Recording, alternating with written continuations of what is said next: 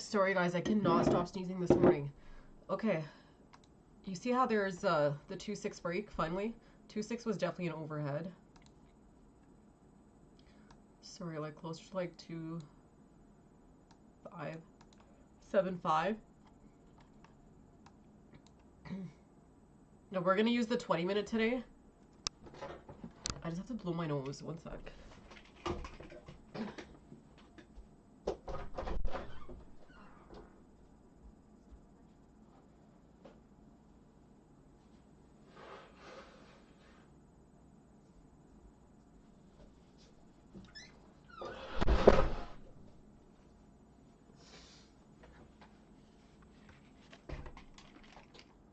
Okay, 1240 was a little bit more calculated to clear this 2-5-7-5, 2-6 range, and that 2-8.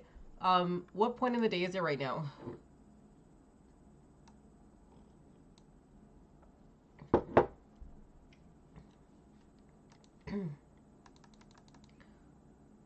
Mid-session, yes, and what areas are quite calculated?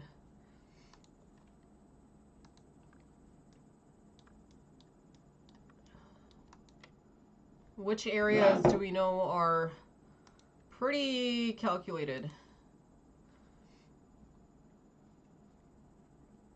And we already broke them this morning, so that was good. Yeah, 3-1, 3-3. That's going to be a 66, 68 point range from Friday's close. And also, if we're looking at it from the fact that we actually opened at 60, I can't believe we actually opened at 67. 88, because that's actually insane that they opened us there. This was the most ideal area to open. And to get us to the 6822, we tested 6822 overnight, and then they stalled. They did break it. They brought us back down to take out 6832. So we basically just need to do what? What do we have to do? So if we opened at 6788, and we already broke 33, 34 points. That was another alignment with the 6822. What kind of odds do we have? So 6788 plus 44 is 6832. So you can see that there's alignment even with the open and with Friday's close. Do you guys see it? So we're breaking basically a 44 point range from weekly open and 68 points from weekly close. Okay, what does that imply? What could that imply for us? Think about it.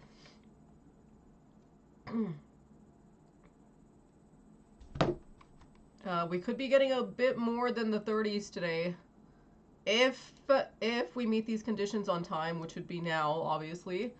So, yeah, but give me an exact number. I want exact ranges. So now we're testing 68, 31, 75, right in time for mid-session, which is exactly what we want. We want to try triggering this area here between 3-1 and 3-3. What could that imply for us today?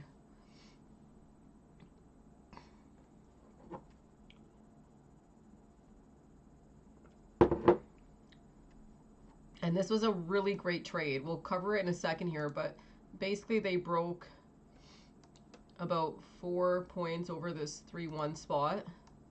Okay. Like 4.5. And then they also sustained about 4.5 points beneath the bottom of the zone. So they did a really good job offsetting this morning. That's the first reduction stick here at 1243, just ahead of 1245 and 1248. And that would have given us a break to 3.5, which I think would have been a lower high, if I'm not mistaken. We need at least over 3.6. 3.6 is more of the overhead here, like around this area here. Why do I have this labeled twice?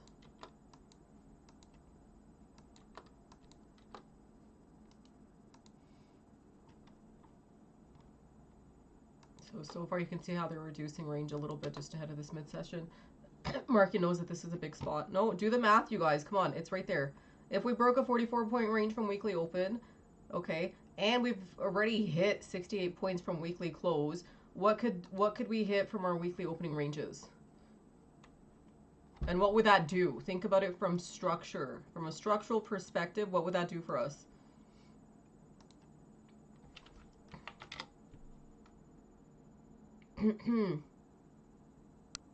Right? Where did structure stall the last few times?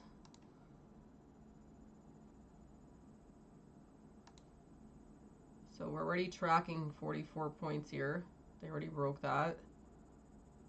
And I believe now they're tracking close to 44 points from today's lows. So they'd have to take out 3.7. That's where the 3.7, 3.6 overhead comes into play. Those were also really big spots for us in the past because we never digested these areas. Do you guys see why this area is an overhead though from today's lows? You guys have to try understanding this. So what could this imply for us? What could this potentially imply if they've already cleared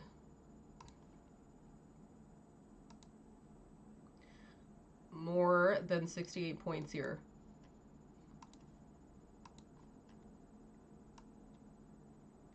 So for starters, I would say at least off the session lows, right? We probably are going to have some overhead around the 68, 38 to 40 range, okay? That's pretty obvious. Do you guys agree? And I would bet money that the exact same ranges that they've already broken in real time. So for instance, off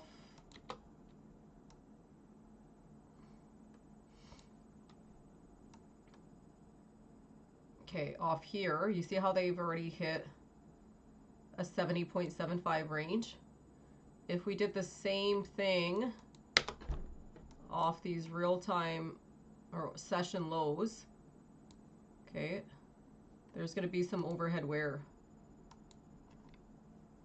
Do you see it? That's calculated. They're doing that intentionally.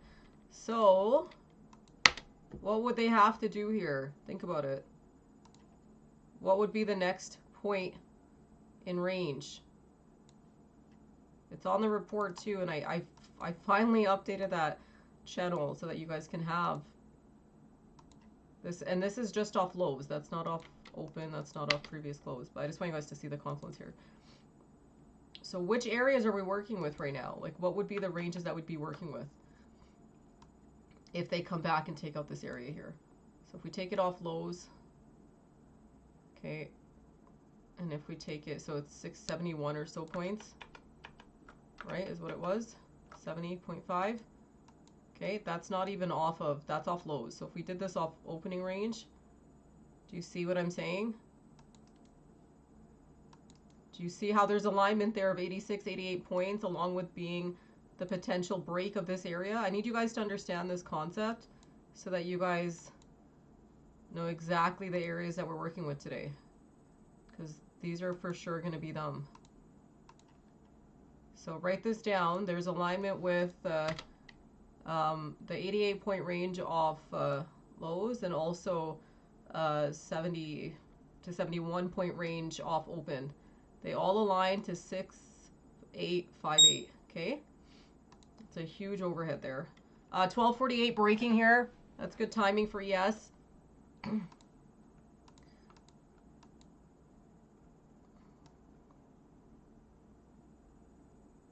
And then those 40s, do you see it? There's gonna for sure be some overhead there off of the actual session close. We already discussed this, but we already know that there's going to be some overhead around that 50 area, like 52, 53, like right in here. Okay. Do our actual opening odds help us in terms of taking out this overhead here that we stalled on Wednesday, and this 4-4 area that we couldn't break? What do you guys think?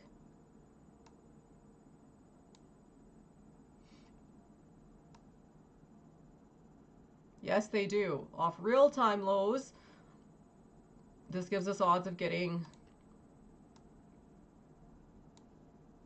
5.8, 5.9, 6.1. Okay, so do you guys see the confluence in these ranges here?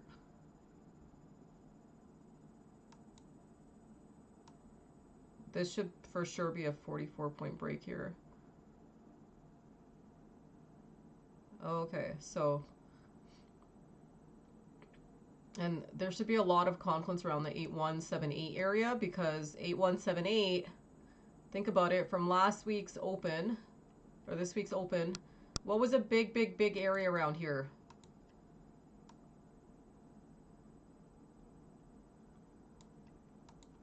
Hello? Remember where we opened and gapped? On the 27th? Do you guys remember that? Remember where they stalled? 8-4, 8-4. This is where they failed at 7-2. They gapped us open here at 8-1. Do you see the confluence here? Do odds look a little bit better this time around? What else do we have odds of doing here? So if that's off open, and this is off lows, off real-time range, do you see how there's odds of getting back over this 8-1 area? Or at least trying to come back and retest it? Close to like 80.75. Do you see how that could link it back to the previous range? And these dates are linked with each other, okay? Do you see that? So what's the goal in mind here? What is it that we're trying to do?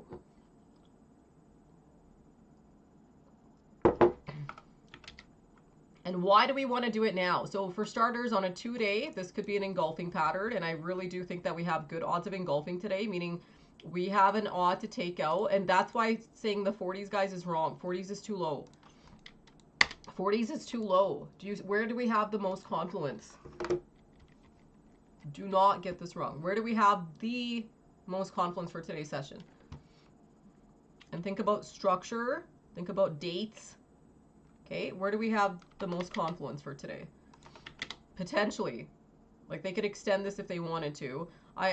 There's odd, and it's all relative to how early we get there, because if they engulf on a 3-day, wow, then we have odds of getting to 6, 8, 8, 1, 8, 2, whatever. But I'm thinking more of like the 2-day, depending on how much they want to negate, right? Like, I highly doubt that we'll get back to all-time highs today, but unless we have some crazy news or something that comes out. But at the very least, yes. What do you mean 3-2-3-3 Strikerman? That's where we have the most confluence. You've already hit that. Think about what you're saying. No. For your upside targets, come on. No. 50s, 5-8. 5-8, 5-8, 5-8, 5-8, 5-8, 5-8. Okay, 5-8, 5-9, 6-1. 5-8, 5-9, 6-1. Remember that.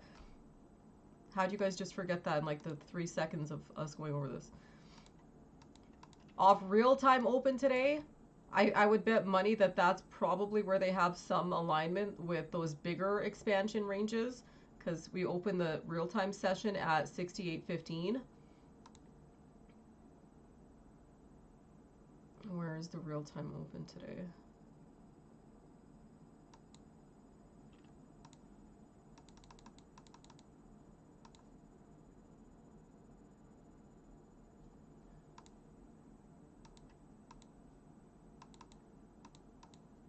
Okay. So real-time session, that's, do you see how there's confluence there off the real-time session? To have had an odd to potentially get back to this 09, 6903 area. Do you guys see that? That would be the only way, would be off real-time range.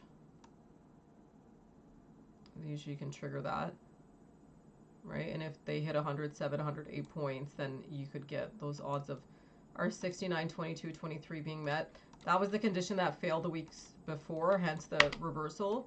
I feel like this is going to be a little bit tough to do unless they basically get to these ranges here by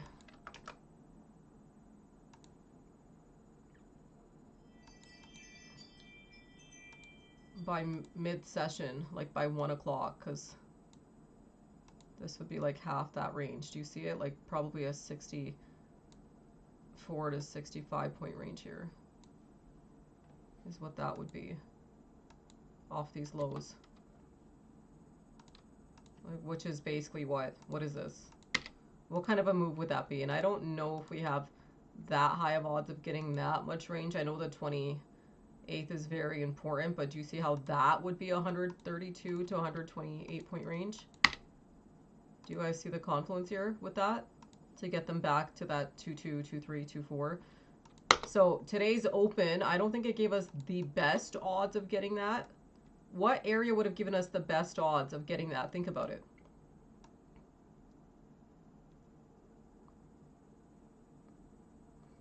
And based on the metrics that they're working with about this kind of range. So that's where we could maybe see that. So what kind of metrics, guys, would have been the best for our odds? Opening where, you think? Where would we have to open?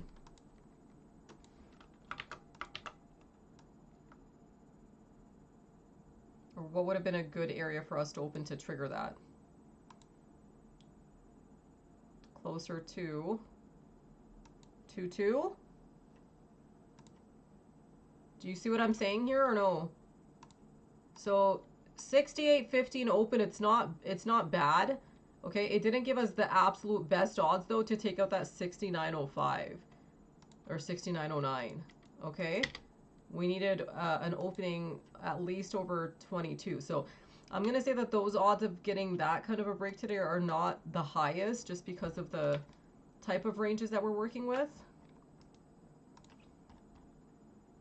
Off the actual session low though, this is already hitting that 68 point metric, and I was thinking off session lows, at least getting back to here is pretty good odds. But if they triggered like 107, 108 points, that can get us back to these weekly opening ranges, and at the most like 6,900. Do you see how like 60, I think 6,900 is linked exactly with these lows here. Okay, that's exactly 128 points. Do you see that?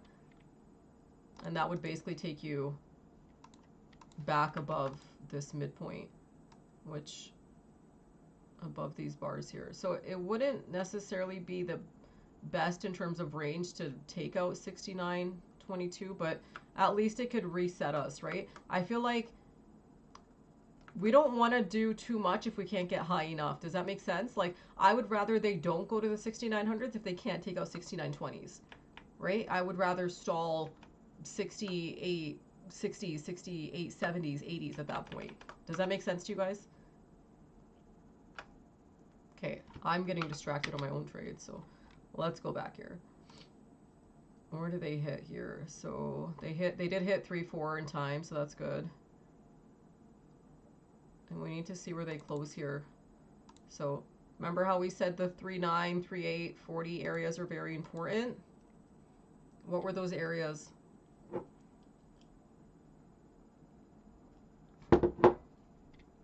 These two areas here, what were they? No problem. So where they're closing here is pretty important. It's going to be very important for the next hourly duration, especially at 12:59. So when I said 6838, 6840 are very calculated, taking them out would be the best case scenario, obviously, since 6842, 43 was a big overhead last time. What's 6840? What is 6840, guys? I just went over this. What are these numbers here? And why would breaking it, especially around this point in the day, ahead of this close, be so important? Because it gives you odds of doing what? Yeah, that's 68 points off lows, okay? What if you break a 68 point off lows, that can give you an odd of doing what?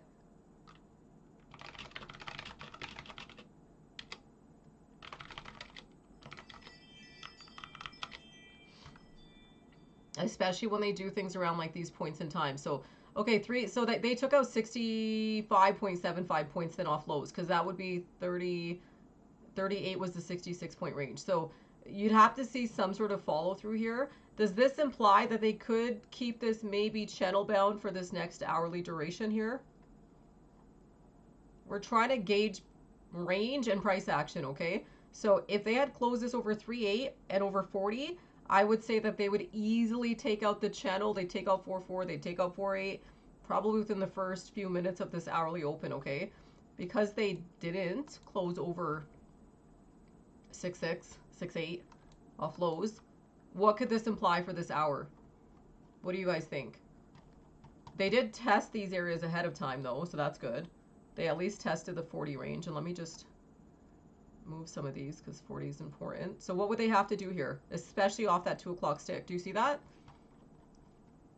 What are they trying to do here?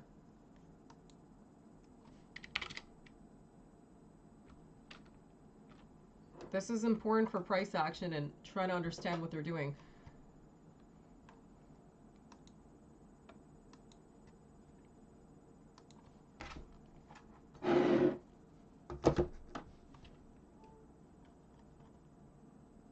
And like I said, it's usually within the first few minutes.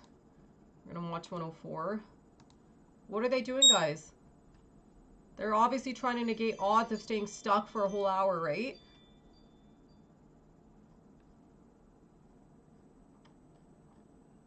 So what would be the condition that they'd have to achieve?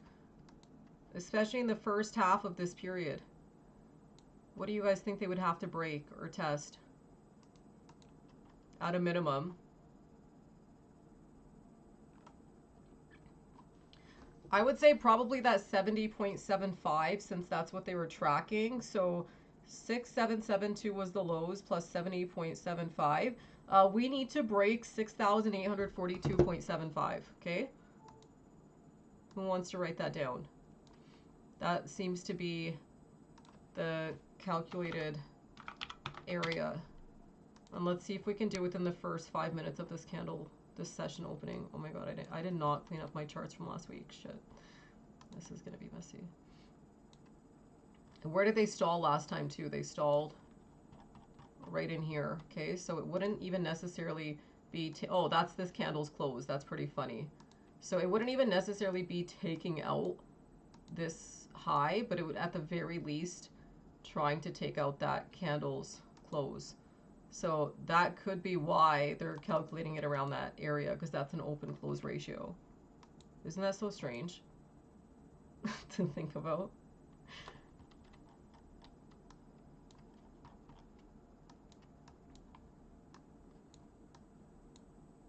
So that tells me as soon as they close above so you don't necessarily have to take out the high, but as soon as you close over 42.75, that's when they'll likely get the bigger trigger breaks over 4.4, 4.8. Let's see. We want to see if they can try breaking range within the first 5 minutes of this hourly period since they closed it just beneath. It kind of helps to offset some of the volatility risk. Does that make sense to you guys?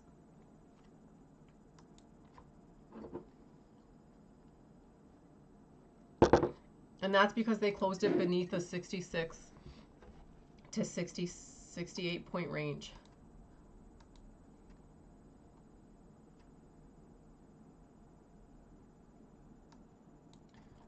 And this will give us an idea if they're going to keep us stuck for this hourly duration or not. We can already see some of the volatility coming in at 204.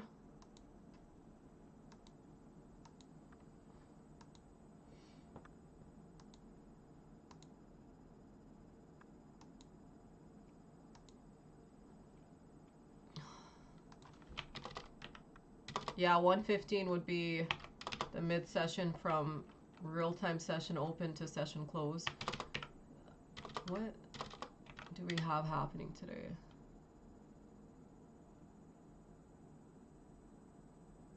I don't know if these are my time zone or not. This thing always resets. We have the 6-week auction and the 3-year.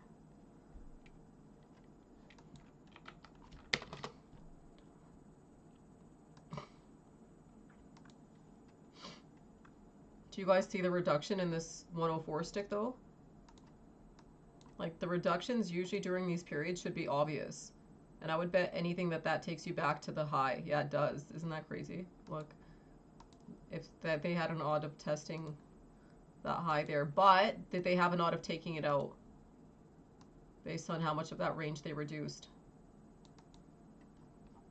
The high was 4,350. Do you want them to stall highs?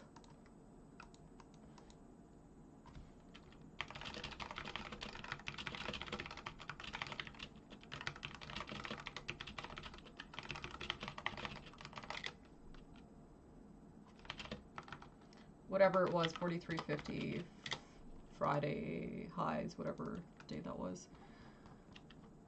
Was that Friday's highs? That was Thursday's highs.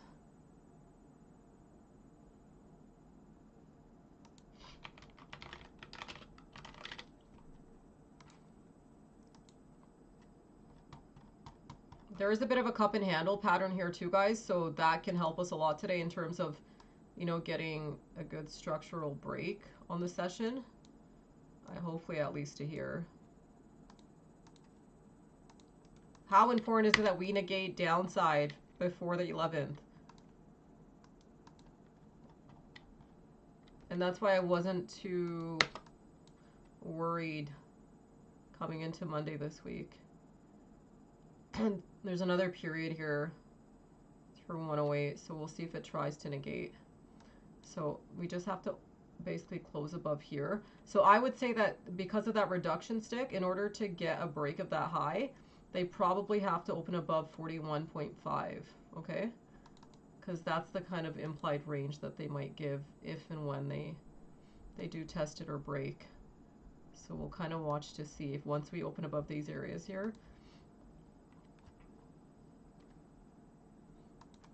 if we do. Does this help you guys see things in a different way?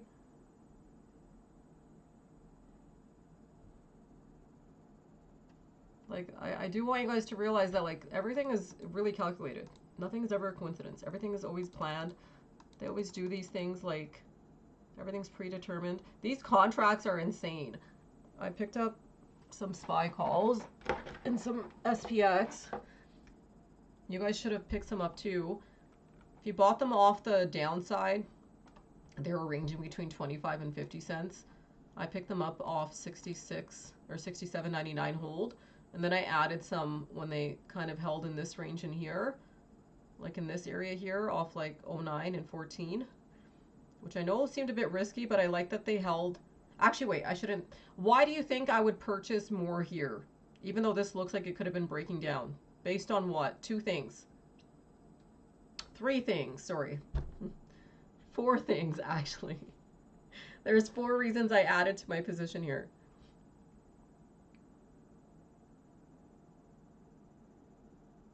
Five reasons, actually, not 4. Let's see if you guys can catch them. So I took my first entry long in here, okay, above this 9.9, and then I added some in here and right here. Early in the session, yes. Before mid-session, yes. What else? This is also a really good short this morning, by the way, off the channel stall of 3.36, because I knew that 3.836 was overhead, and you guys should have too.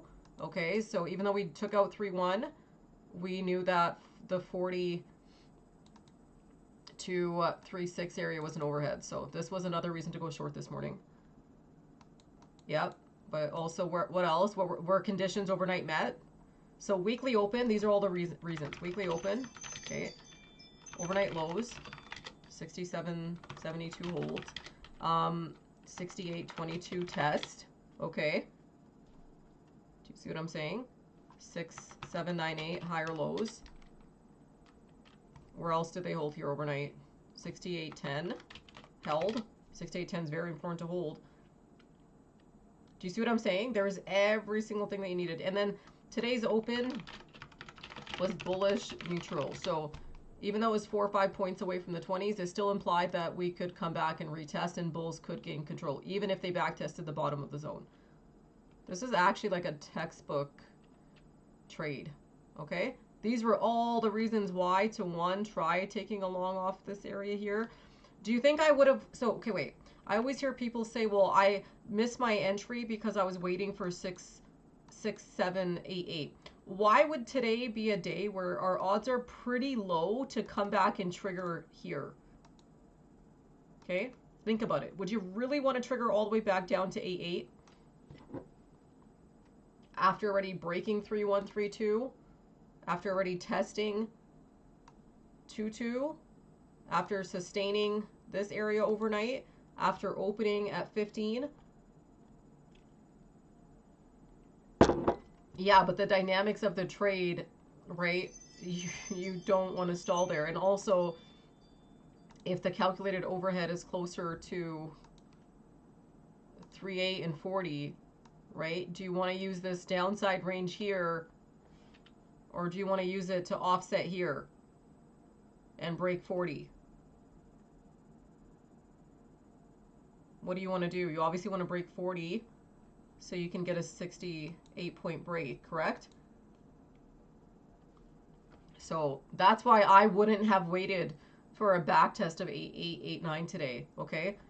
I actually would have almost preferred that they held 9, 9, because if they held 9, 9, then we probably would have had a better odd if they held around here, right? Especially 9, 9. Are you guys listening? You guys better be listening.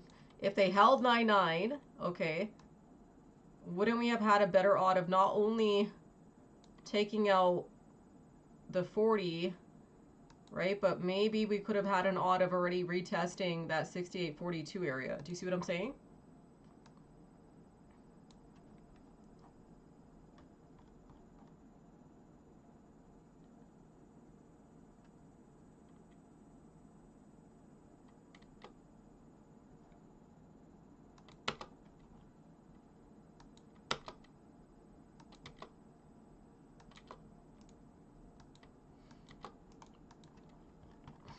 Okay, so no, this is the closest we've gotten to that opening break. Mid-session for the actual whole session is 115, so I would say 114, 115 would be the best points here to try getting that opening closing break. Remember what I said, as soon as they open or close above this 4150, that's going to give us the highest odd of getting these structure breaks here. So pay really close attention, and it's intentional that they're doing it around 114, 115 p.m. This is mid-session from real-time open to session close, okay? Metrics being met at these points in time give you odds to continue till when?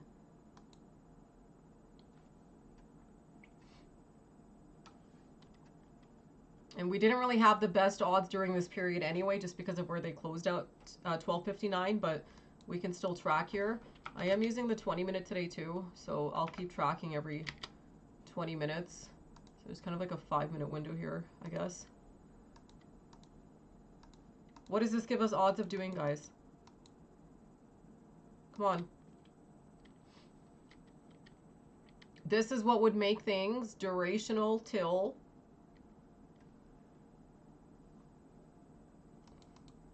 session close, right? You're literally retesting the high ranges here during the mid-session for session close. This is the first open close here above this 4150, 4175.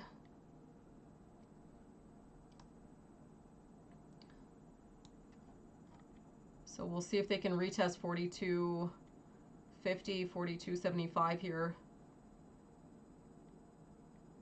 off the 114, 115 sticks.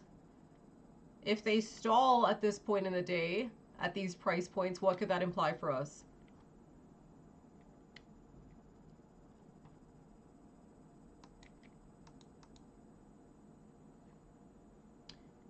And I don't think it's a coincidence that they didn't get the best open here or close.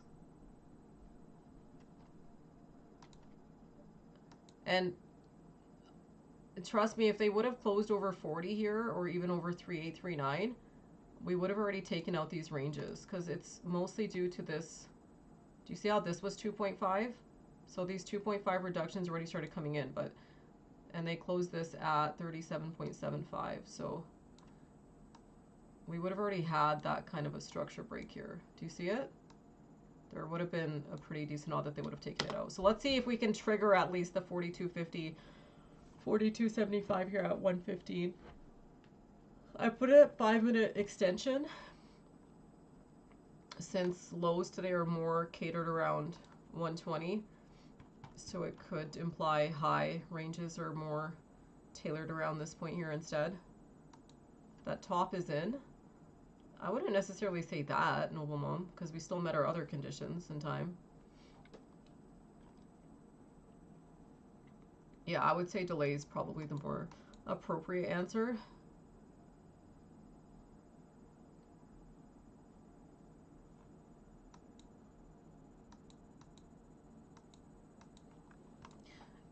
Well, it's a digestive area, right? So if they want to stay still for and move in very small incremental ranges, they can. Is this not a pretty small range for a duration of already 15 minutes?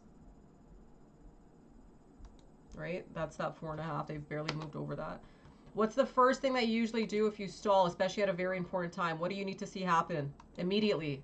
Immediate?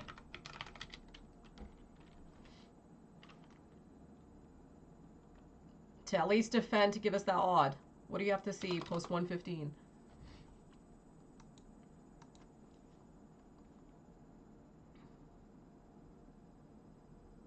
Follow through.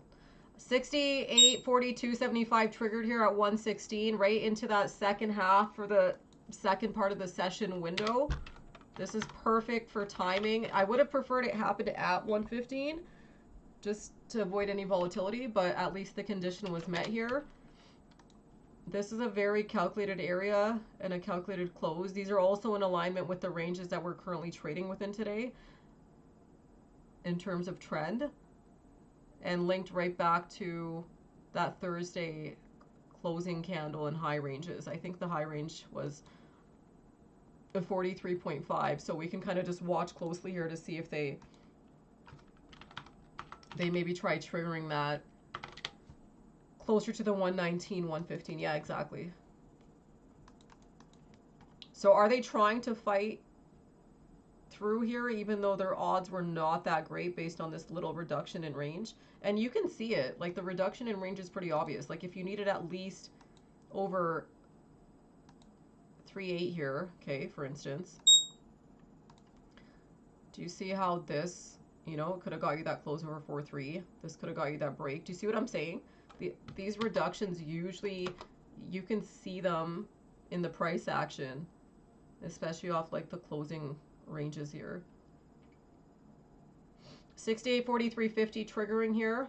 So since we have more timed odds, so like even though this is the mid session here, today's session, okay, is more catered to 20-minute intervals. So we probably have a better odd of clearing that at 119, 118, 120. 118 taking out range here and taking out Thursday's highs just ahead of this 120 period, which is very good for giving odds of follow through.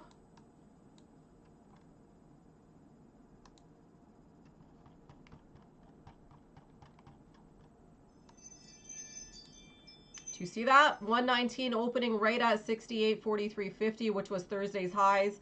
I would imagine that they would clear 68, 44, 68, 44, 25. Top of the channel here is 68, 48. All we have to do during this 20-minute duration, especially to negate these odds. So I always track hourly intervals, okay? But today's intervals are more in line with 119, 120. Does that make sense? So if we're tracking there, could the timing or the closing price of these sticks here offset the volatility risk that we had down here for this hourly duration? 4.4 I think was tested. 4.425, yeah, it was. So let's see if they can actually get a closing stick here over. I don't think it even has to close over 4.350. I think it just has to try closing over this 4.250, 4.275. Yeah, 4.275 close. That's extremely calculated for this 119 stick. Okay, so conditions are met. It doesn't mean that we're going to have continued follow through. They could still delay this for the second half of this period here if they wanted to. Especially since this is in, what area are we in right here?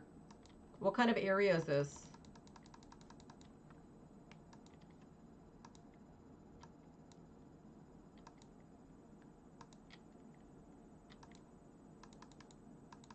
A channel, okay? So channels, you can often have what kind of price action? I'm just going to grab some water. Just be careful because they could definitely start triggering some volatility now that the conditions are met. Because really, if they want to keep this stuck in the channel for up to an hour, they definitely can. They're not obligated to really do anything above and beyond these points here. At least not now, anyway.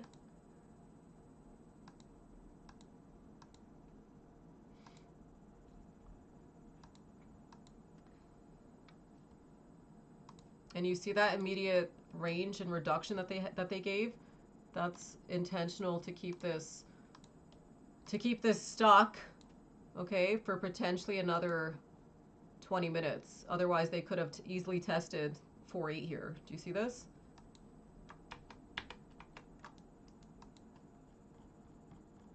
Are these areas enough to be considered max ranges for today's session?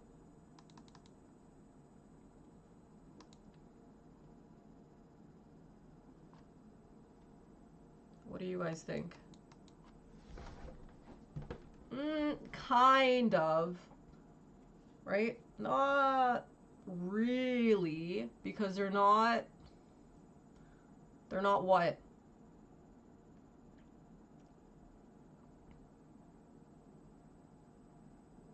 What are these areas here? Yeah, these are not exactly that calculated, right? Like, they are in terms of breaking range. They're not in terms of open, close, highs, lows. Does that make sense? In terms of our open and close and highs and lows, these are not really that aligned to today's metrics, okay? So which areas would have been more aligned? Try not to get this wrong.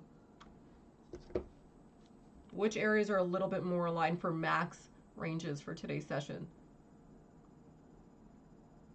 And a lot of it would have depended how they traded the first half.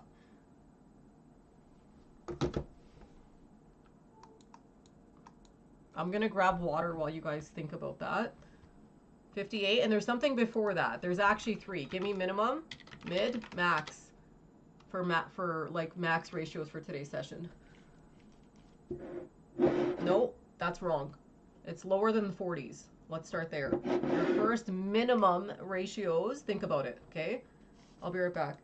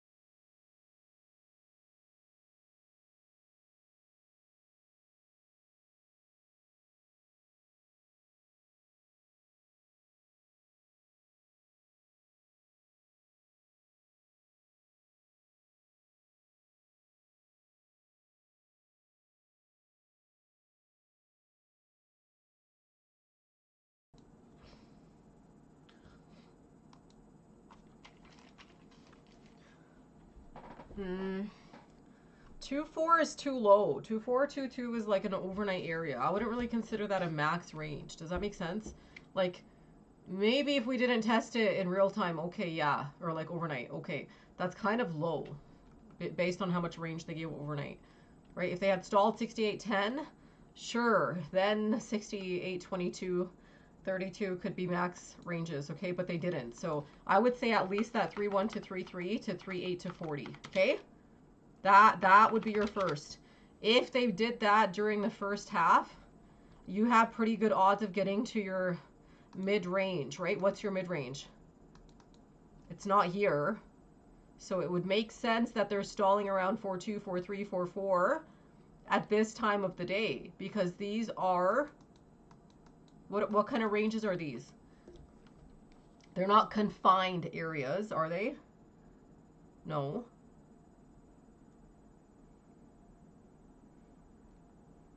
And these are also basically like the midpoints between what? What are these the midpoints between? Think about it. And that would make sense why they're stalling here. So your second answer would be what? 68.58, 68.61 area, right?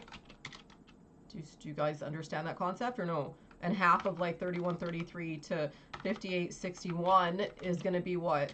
Probably close to 4.3, 4.4, 4.5, 4.7, etc., okay? I would not consider these areas max ranges for today's session. They're not confined areas. Okay? So now redo this. Give me the minimum, mid, max. There's only 3 scenarios, I think. I would have given a fourth of like the 69.10, 69.22 retest, but based on where we opened, I don't think so. So I'm going to exclude that from here. But there's the most probable scenario, which I think you guys know what it is, but what would be an expansion type scenario? So give me the minimum, the mid, the max.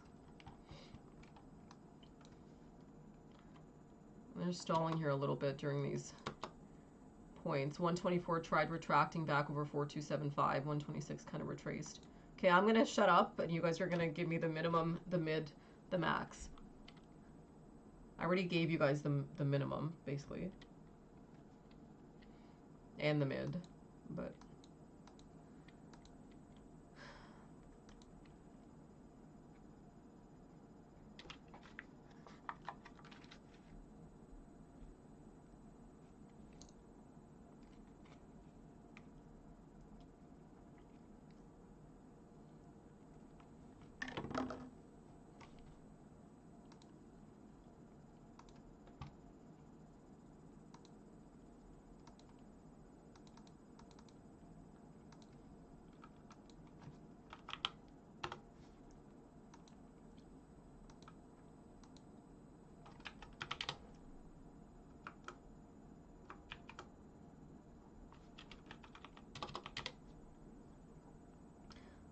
Just because I stopped asking doesn't mean that you guys don't have to answer. You guys have to answer still. I already gave you guys the answer, so not answering is kind of crazy.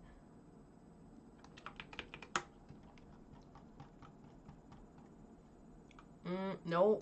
Slipperman, think about it. Yes, Smose is right. Smose is on the right track. That's what we talked about. So your minimum is going to be 68.31 to 68.40. Okay.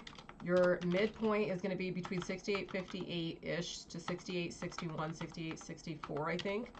Your max is around 68. It was close to like 76, 77, 68, 78, 68, 81, 68, 85. Okay?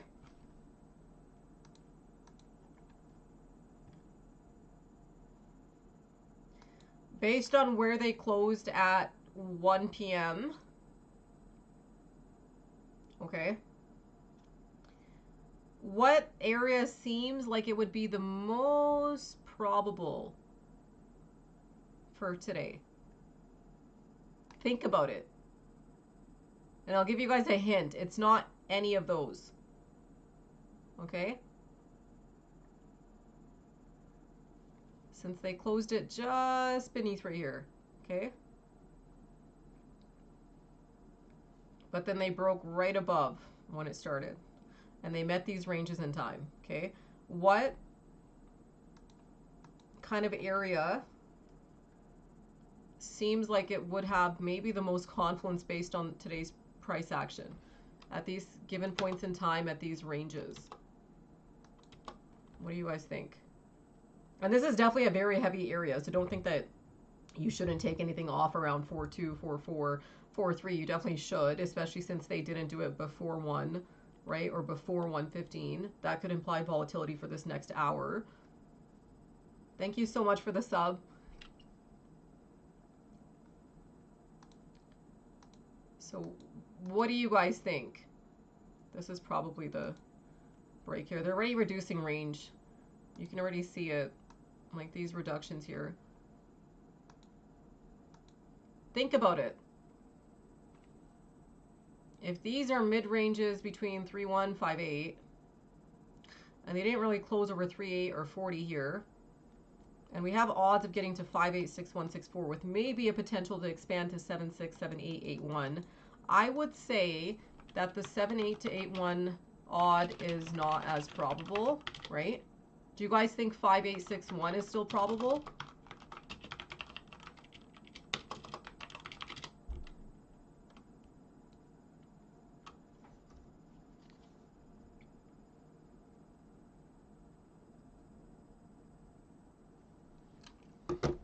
What was our big area of confluence from the previous weeks? That's in the report. And this kind of price action is giving me an idea that that could be where they want to take it to. I'll get a better idea once we get closer to 2 o'clock, but think about it. Which area? And I mentioned it in the report. And think about the dynamics of the trade. Don't think about range. Think about the dynamics of this trade. Because I think something you guys really need to work on is dynamics. What was our big area in the past in general?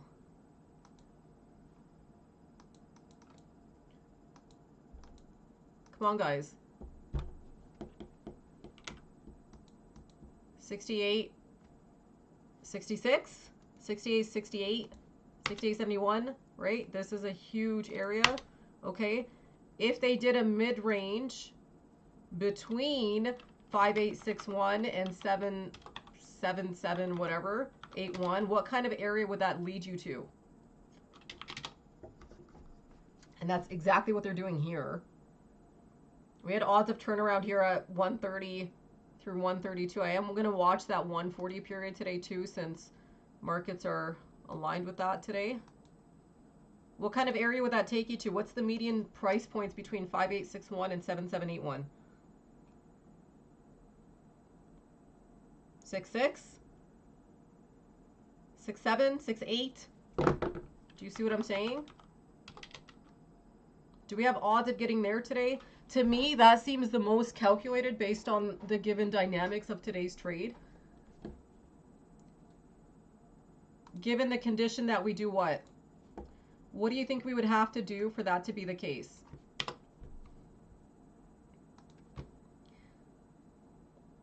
What would we have to do for that to be the case?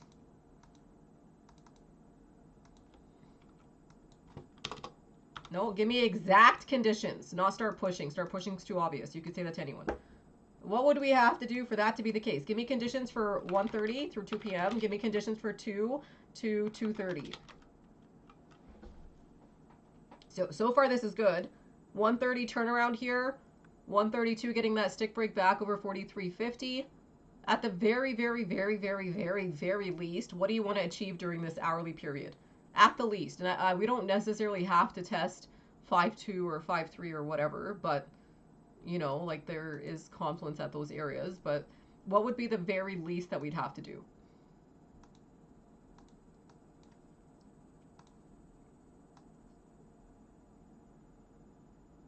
Okay, just to refresh your guys' memories. What's the very least thing that we'd have to do? From a very base perspective.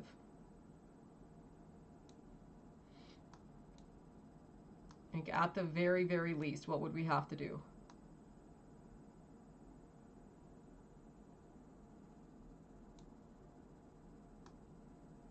At the very least, and I'm putting it on the chart so you guys can freaking see it. Especially for real time. Have we even broken 33 to 34 points off real time open yet?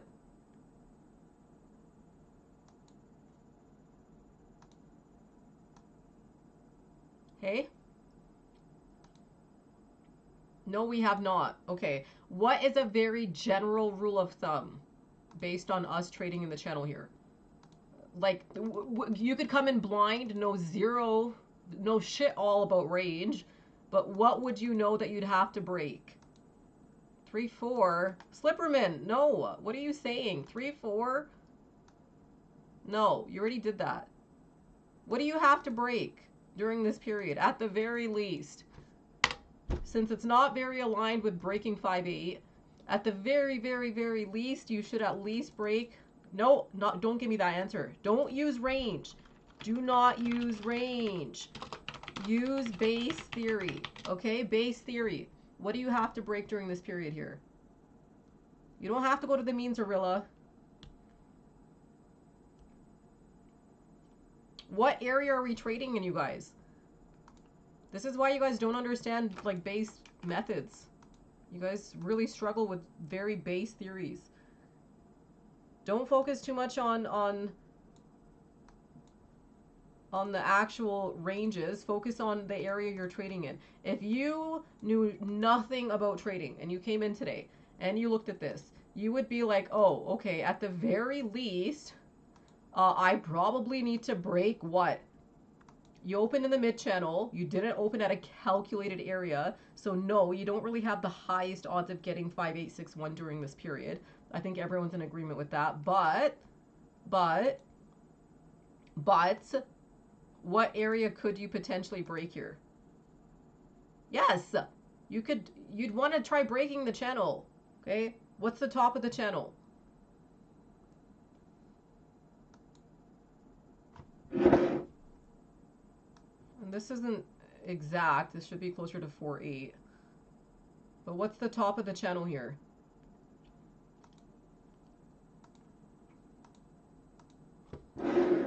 $4.849. Okay. Okay. Now from a calculated approach, it's 4.849. Okay. From a calculated approach,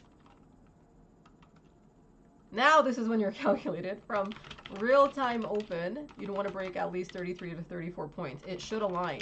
Okay. Do you see the alignment here with 48.75, 49.75, aka top of channel?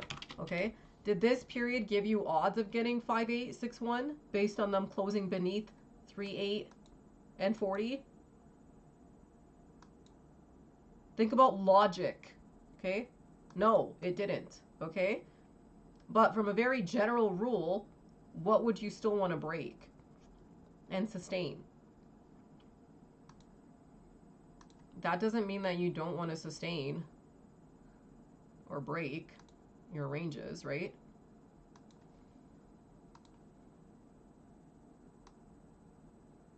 You'd probably also want to try holding a 44-point range at the very least from real-time lows, which is 3675.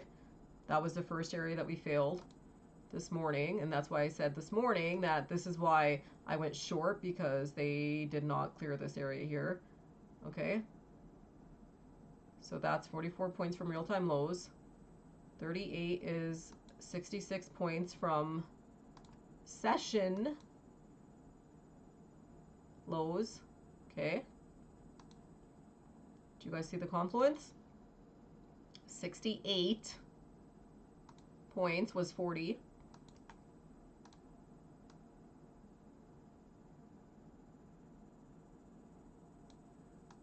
And then these areas here are linked with real time. So let's go back. If we're looking at this from a real time perspective, okay, you can see that they obviously stalled this area here. This is pretty... Now do you see how obvious this short was here at the open? I just need you guys to see it. And also based on the fact that they opened at 15 and not in the bull zone. I feel like even if they opened at 20, okay, that would have been the bull zone. That would have been enough to probably break these ranges. Do you see what I'm saying? I want you guys to start being so smart about this, okay? Do you see the offsets here?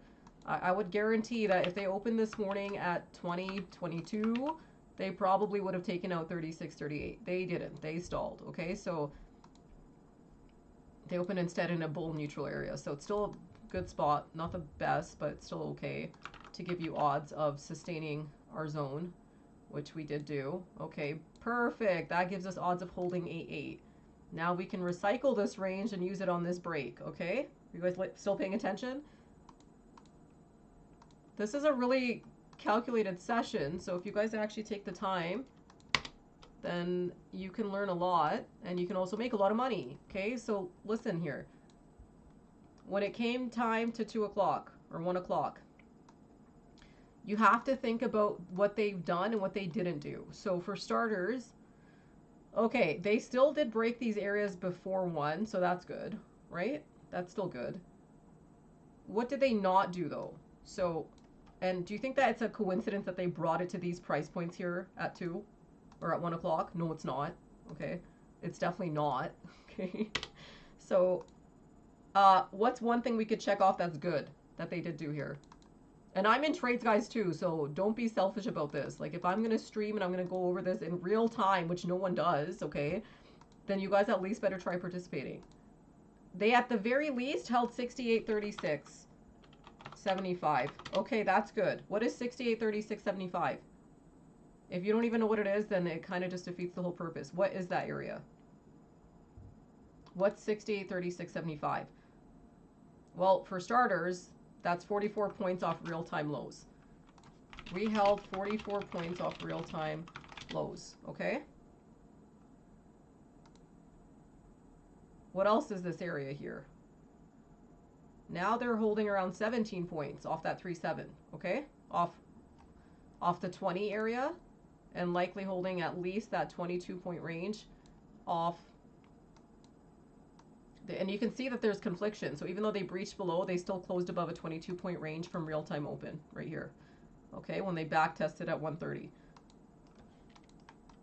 So what is this implying? This was a good structural hold here. This not as good. It was still good that they closed above, but they still breached above. Okay, I would bet money that this is in line with the 60 spot. Do you see it?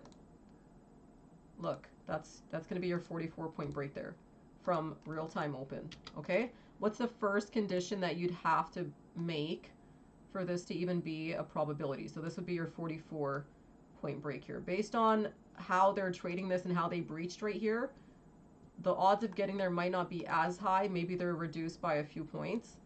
Okay, but they closed above. So that's, at least they closed above. That could imply that it could get what? This price action here is going to be linked to the price action in here. They breached below by like a point. Okay, so what could that imply to us? We wanted to hold 3.775 off real-time open. And it's not like they broke by much. They broke it down to 3.725, so 0.50. What could that imply for price action up here? And that makes sense that they did that. Why would this be okay? If they, it's not necessarily okay, but it's like justifiable.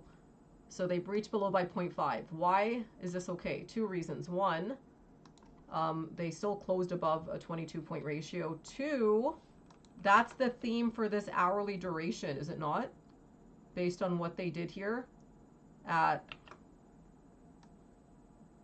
here. Do you see it? When they close beneath at 12:59.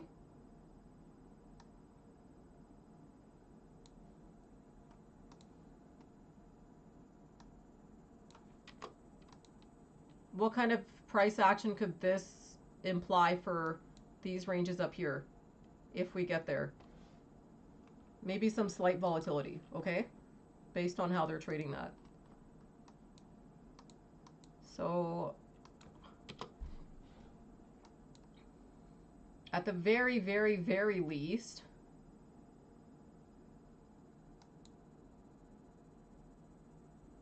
from real-time open, where do you want to break?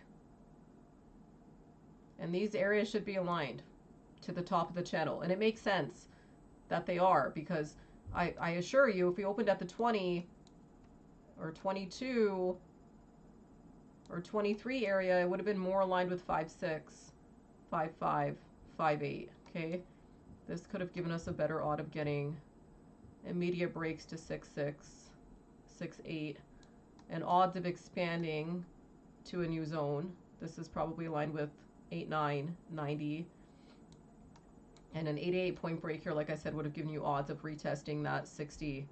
Do you see what I'm saying? Do you see why 68.20 to 22.23 would have been the best type of open for us? But that's fine if they don't, because if they can't take out 69.20, we're okay just waiting. Does that make sense? If they want to reduce range so that it sets us up for a better odd, then that's fine. Because at that point, we probably would have wanted to open up around 69.34, right? Like above the channel, right? Or at 69.33 or at 69.32. Do you see the confluence here? How it's linked to the 69.20 area? Like that would have maybe been the best case scenario for us. And I would bet anything that these ranges in here off like 5.8, 5.9, they're probably linked back to those previous highs, like around the 4.8. Okay, so the area around 6.1, 6.2, you see how that area has confluence? It's linked back to those 69.50s. Do you guys think that that's a coincidence? No. And which area am I saying seems kind of likely today? 6.6, 6.8, if they did do that? Guess what? If they did get it to that 6.7, 6.8, what area could that bring us to? Think about it. What is that linked to, you guys? And that's if they did a mid-range. Mid-range means that they don't necessarily get this to these areas here around 8.1, 7.7, 7.8, 7.6, okay? But they could get it potentially. They could get it potentially to here. So what's the median of these points here? What area is the midpoint of here? I'm only going to go over this once. It is recorded if you guys want to go back and watch. But what's the median of the 5.8, 5.9 to 7.7, 7.6 area? 6.8? 6.6? Correct?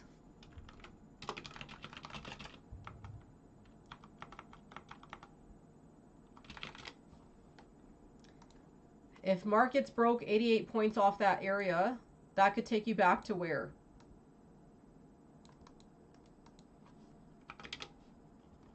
Where would that take you back to? Potentially.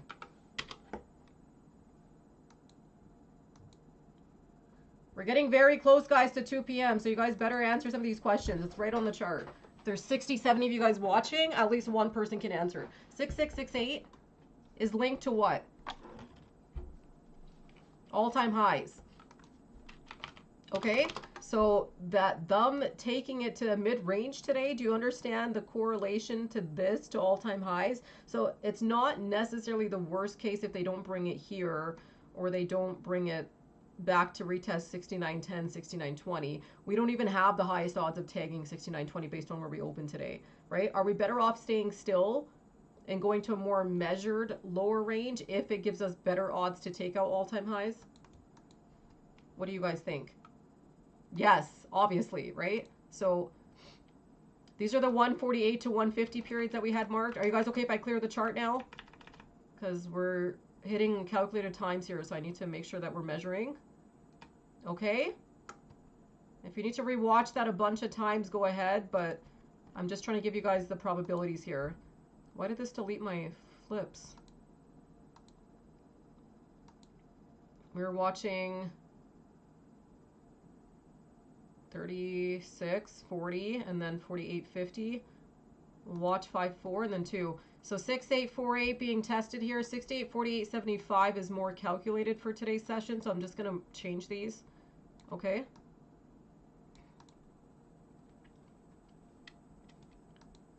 What area would we want to test here before 2 o'clock to help our period between 2 and 3?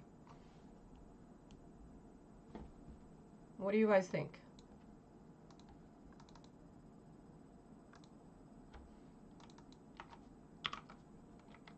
Like, I want you guys to be the best traders ever. I swear. I want you guys to see things in a completely different way where things start clicking and then you don't even need anyone's help. You can go in every day and at least have an idea of how to work with the dynamics that you're given today. So based on everything I've gathered today, I've gathered that we likely can test 68.58 to 68.61 if we break 68.48.75, 68.49.75 by 2 p.m. due to hitting overnight range at 68.22 and sustaining 67.88 in real time today, and based on opening ranges and metrics being met during mid-session, okay? However, I do not think we can clear 67.70s to 67.80s, as this would put too much pressure to clear 69.20s, which, not 67, sorry, 68.70s, 68.80s, which we don't have a high odd of doing. Instead, our odds are more aligned based on where we opened and sustained to 6900, 6905, 6910, okay? I don't want that. I would rather, okay, we stay still, okay? If we can't break that kind of range, then I would rather they not do that. That being said, we still have a decent odd to clear 5861 and potentially test lower core areas near 6866, 6868, 6869. This area is also aligned to all-time highs of 6950s. Okay? Everyone's on the same page. I already know. You have to have an idea of how the session could trade, okay? So if these conditions are met during these points in time, then I would be like, oh, okay, so we definitely have to at least try tagging the means, tagging these areas during this 2 to 3 p.m. period to set us up for the best odds to try getting here for close, okay? Am I going to completely take off the 70s and 80s off the table for today's session, you guys think? If this is a durational till close session based on the areas that were met at midpoint? No. Okay, so maybe not for the whole session. I don't know about real time. So I feel like odds for real time could be limited, but there could be some odds for after the bell, right? A lot of this is going to be based on what? What is that going to be based on? After the bell again, Slipperman, after already moving 68 points, is crazy to be putting a sad face.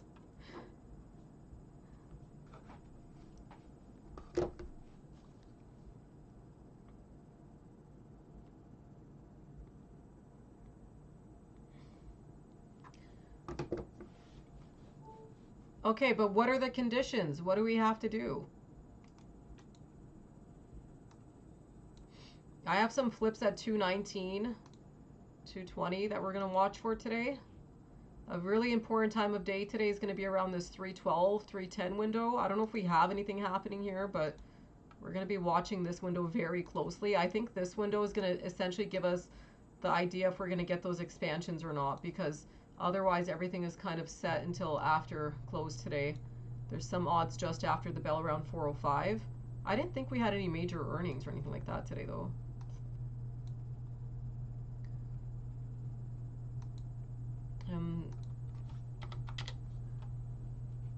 We are hitting the fourth bar here soon at 219, 312. So we can watch maybe a midpoint between there. So maybe between here. Probably around here. Like it's going to be around that 245 to 247, 48 window. Okay.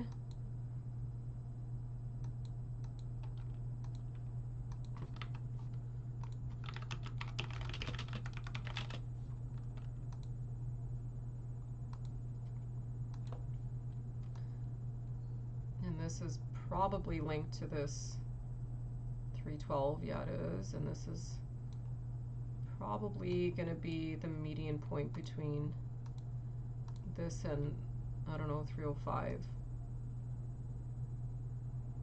405, because it should be about 26 to 20. 7 minutes.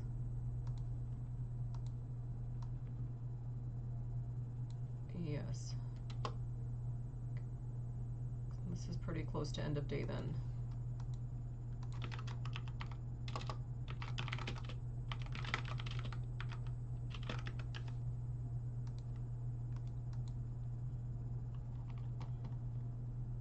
What are they doing here, guys, just ahead of 2 o'clock? So they did trigger 4875. They did not trigger 4975. So kind of similar to what they did back here. Because remember how 2 o'clock they did, or 1 o'clock, sorry. Where was 1 o'clock? Remember how they did break 3.8 but then stalled 40 back here? And not by much, just a little bit. They're kind of doing the same thing here. So, and there's, you can see the reductions. They've been really close to that 4.5, 4.75. Do you see the theme for the session today, guys, with these 4.5 point ratios? Almost every single time they stall and reduce. So what do you guys think? They hit 49, okay? The top of the zone is usually around 49, 4975. Our calculated areas based off today's open are 684875, 684975, because that's a 34 to 33 point range, okay, from where we opened the real-time session today. So what can that tell you? We did break 33 points before 2. We haven't broken 34 points yet here, though. Okay? What can you gauge from that kind of PA?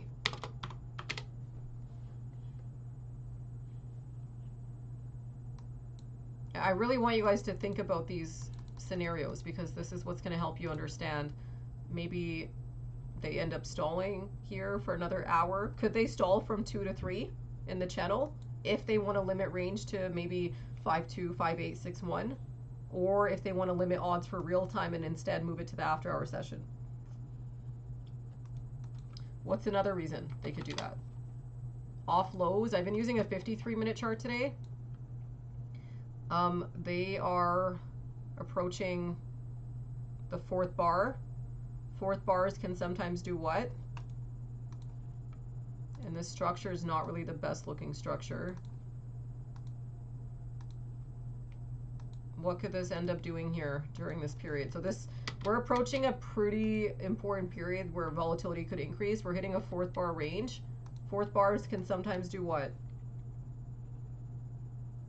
And this period could last all the way from 220 to 312, where the midpoints in this part of the session would be closer to 2:45, 46 p.m., especially based on where they take this to at this point in time.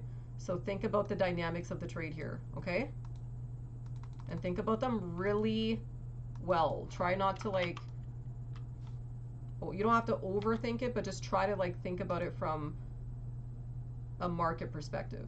So they're taking it, they stalled 4975. They did take out 4875. Okay. And there seems to be a lot of this happening today because some conditions are met, some aren't. Okay, so this was met. This wasn't. Okay, what area would you have to hold here? Especially at 159. Think about it. To potentially make a new high, what area are they testing? Nope.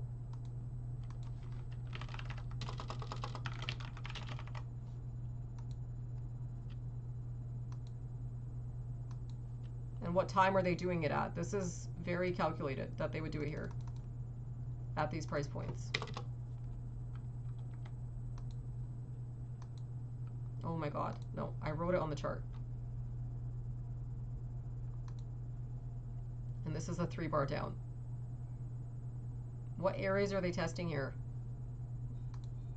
You obviously want to for sure hold here. You don't want to go back down here. But what areas are they bringing it back to at these points in time? And they actually closed just beneath it. And they probably closed beneath it by that 0.75 or 0.5 again. Yeah, they did. Do you see it? Remember how I said 68.42.75 is super calculated for today's session? Yes, below that previous high. Okay, so how important is it that this 2 p.m. period now does exactly what they did at 1 o'clock and retrace and basically try to ask for a second chance to reclaim, right? So it doesn't give up the range. Do you get what I'm saying? Do you see how these things are correlated to one another to come back and retest highs?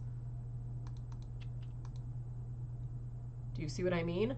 So what condition would you have to meet to avoid further volatility here? Because you still have yet to meet that condition.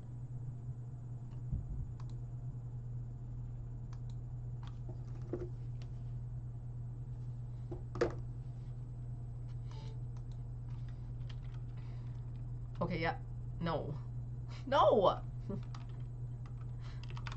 You're not keeping track of anything. You're just making shit up at this point. You're making shit up at this point.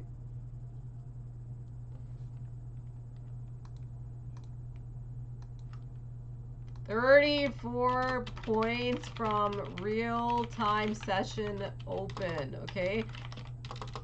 If you break this, you can make a new high on the real-time session.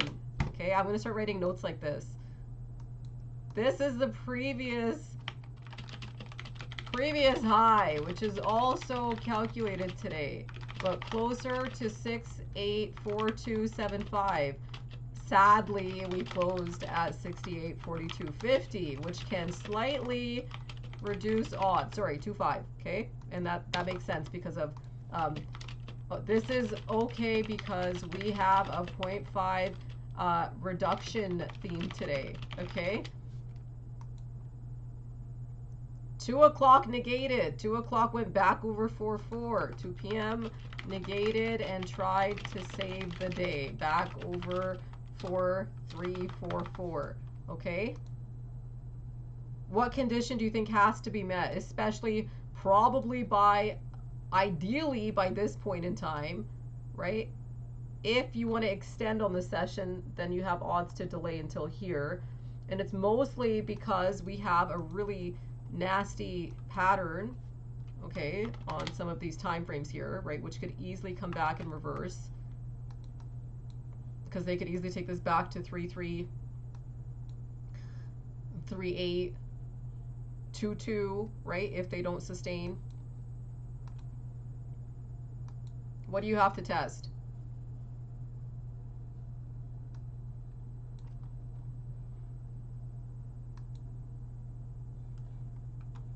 Well, we did break 33. We didn't break 34. So, ideally, test 68.49, 68.49.75 by this point in time to avoid major structure breaks. Also, fourth bar periods off low of day. Okay? That's not a coincidence that this would be aligned with fourth bar periods off low of day, and that this is the calculated overhead and the 34-point range off open.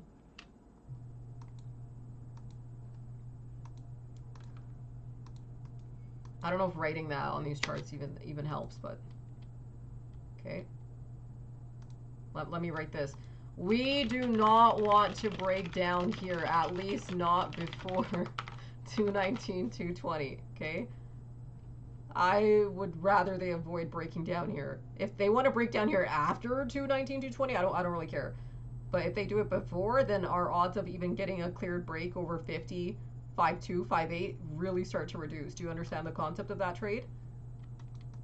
So how important do you guys think the first 5 to 10 minutes are of this 2 o'clock period? We usually have odds around 204, 207, 210, and 212, which is why I mark them.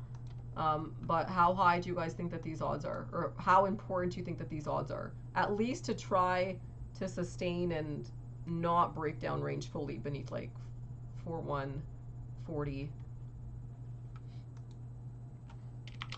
This reduces what? Retracing these areas at this point here, especially after this shitty 159 close, can reduce what? This was a bad close, but not the worst case. Okay, the worst case would have been if they took it back to 40 or 3.8. That would have completely reduced the odds of us getting a structure break. But do you see how we recognize that they could keep it channel bound for an hour up to 2 hours as early as like back in here? Do you see how I was able to recognize that? What area would make the most sense that they would keep it sideways anyway for a long duration of time?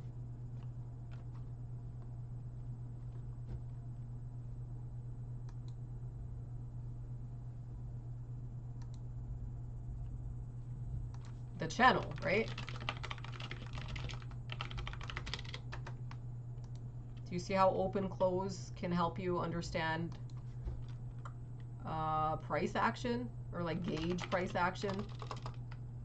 So we gauged that PA could be stuck in the 30s and 40s for at least an hour, potentially 2 hours, okay? So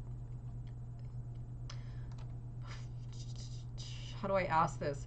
Since they took it to 42.25, not over 42.75, but they did test 4.875. They didn't test 4.975, but they held 40 and 4.1 and 3.8. Okay. What kind of odds do we have for this 2 to 3 p.m. session here? What do you guys think? This is a very calculated mid-range type of trade. What conditions have to be met here? Ideally in this first half, just so that they can at least reduce the risk or increase odds during this period here. Like 4.225 is not terrible. It's okay. It's not the best case. I still would have preferred over 42.75. What can help us though here? What did they do though?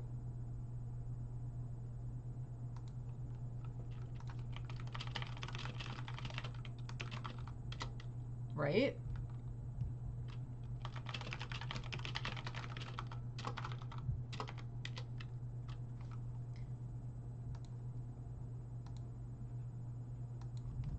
Okay, so, and they immediately took out this range as soon as this candle opened, and they brought it right back, right? Above these areas here, above 44.5.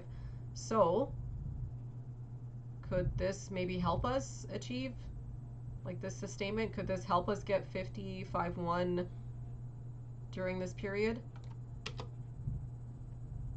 I don't necessarily think it needs to get like 5.5 or 5.8, but maybe at the very least try doing what? And someone answered this earlier and you were wrong, because you definitely did not need to do this during that 1 to 2 p.m. period, but what would you want to do at this point in time? Or Aurelia, I think, was the one that said it.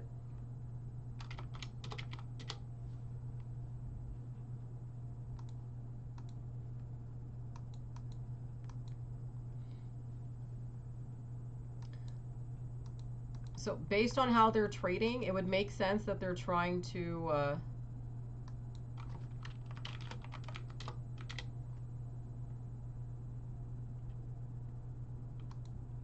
do what?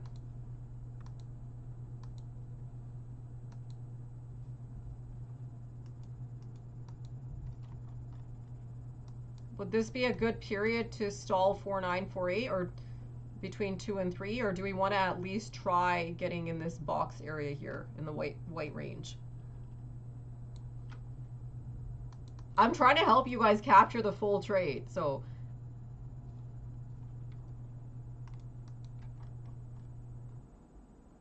yes, it'll help us a lot, right?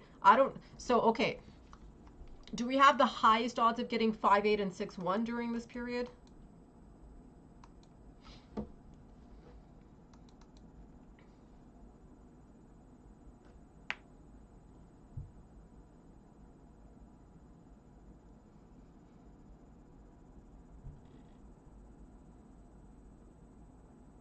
What do you guys think? Do we have the highest odds of getting 5.8 and 6.1, or even 5.5 during this period?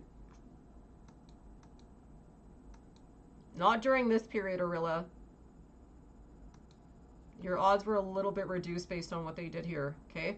But at the very least, we want to try testing 4975, okay? And probably the 6851 to 52 area. So if they limit range for 2 to 3, and I'm not saying that they're going to fully, obviously it depends on what they do around this point in time here, but if they do, okay, what is this setting us up for as we head into the last hour of the day? What could that set us up for? What kind of a close would this be if they did something like this?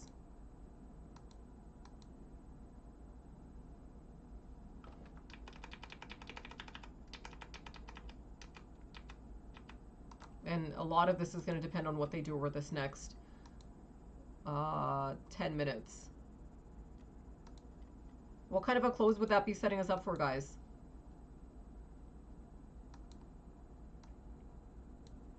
Come on. I know you guys are super smart. Could that not end up setting us up for a pinnable close? Hello? If they want to close us at 5861, they probably won't move us too much. Don't they have to be careful? That's only 8 points from here, right? That's not expansion. No. How is that an expansion? You could expand if you maybe broke this area as early as here, okay? But then you'd have a lot of pressure to break these areas before 3. That's an expansion, okay, Rock? That is an expansion. That's when you'd have odds of getting these areas here, 70s, okay? Are you paying attention? That's when you could expand. Are those odds very high based on what they did during these periods here, though? That we can trigger 58, 59, 61 as early as like 230, 240, 248 when we have yet to trigger 49.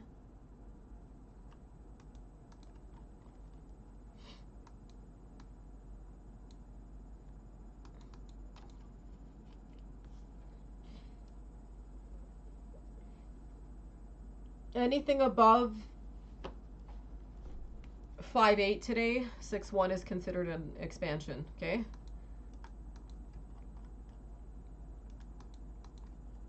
I haven't sold any contracts yet. I'll let you guys know when I do, just because I wanted to at least wait until this 219, 220, okay?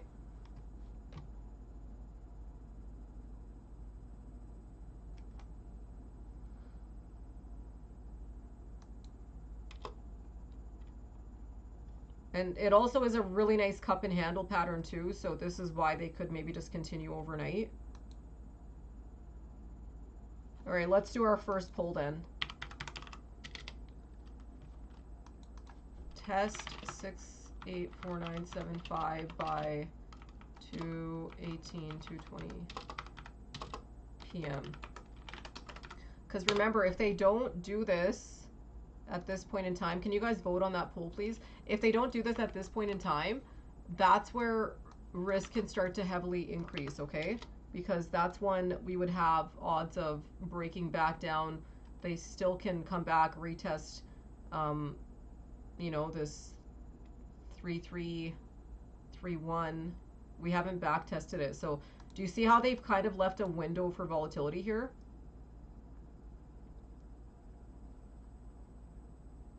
Like, because they back tested 3.6, 3.8, 40. They back tested 3.6 here, but they never came back to retest 3.1, 3.3. Okay, so there is still some risk for the session around these areas here, which is why retracing upside first can help us reduce that risk. Okay? Can you guys vote on that, please?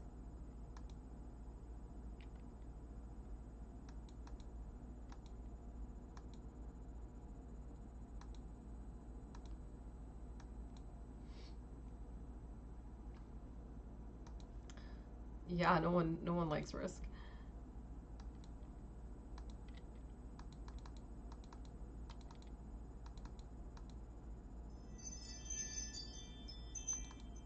But sometimes risk can get you good rewards, so, you know, Kind of just depends on how you manage it.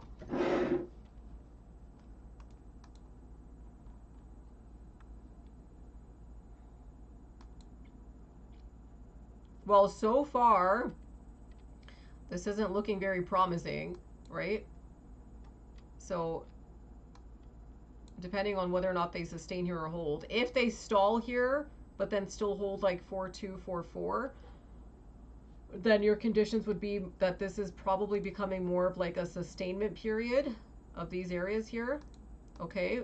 And then you'd have to have the odds of retracting by that 248, basically before 3, okay? This is if they really want to reduce range for the session today, which so far it kind of looks like that's what they want to do.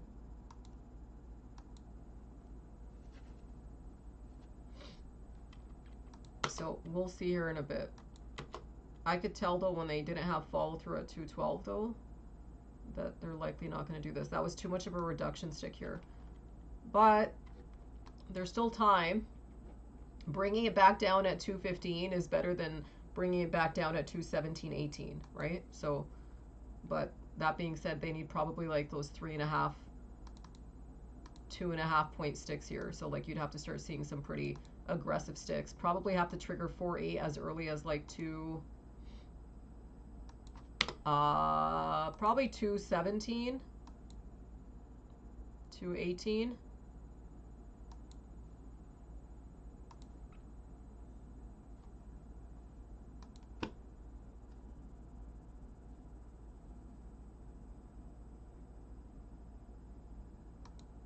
Are you guys enjoying this session so far today?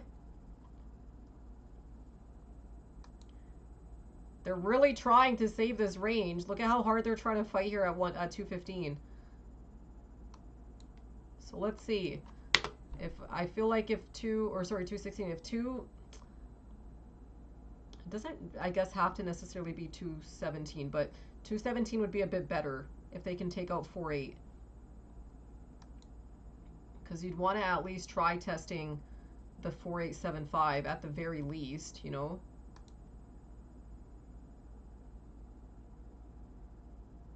How did you guys trade this, by the way? How did you guys take these trades? Also, XOM finally hit the 118 target. I still said I am swinging monthlies on this one, so I feel like now it's finally setting up to get to that 120, 121 retest. It kind of took a big dive this morning, though. BAC also kind of came back around. Gold we'll talk about later, but gold is testing our 4114 area. And right in time for today's flip date on gold. I did mention this one last week that this had turnaround for today's date. And to get back to that 4114, 4131, I need to set some alerts on gold. 4131, okay. Let's go back here. Okay, let's see if 218 can try testing at least 4.8. I can't see now from all the stuff I have on here.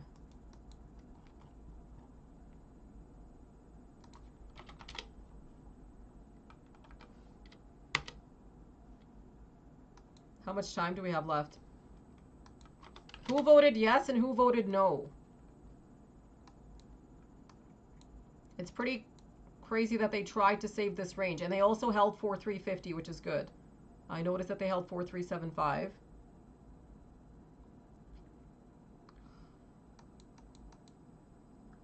So if they test, let's say 4.875, but not 4.975, that doesn't really do anything other than do what?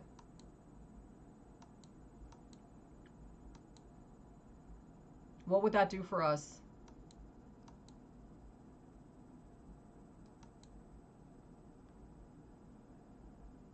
Even though it might seem like a lower high, it's not a valid lower high because it still meets the condition. You could literally test 4.875, not take out 4.9, or not even test 4.9 and still keep this valid. Lower highs are relative to range, okay? So what would that do for us if, let's say, they tested 4.875, but not 4.9 or 4.975? Or if they did it a minute late, let's say at like 221.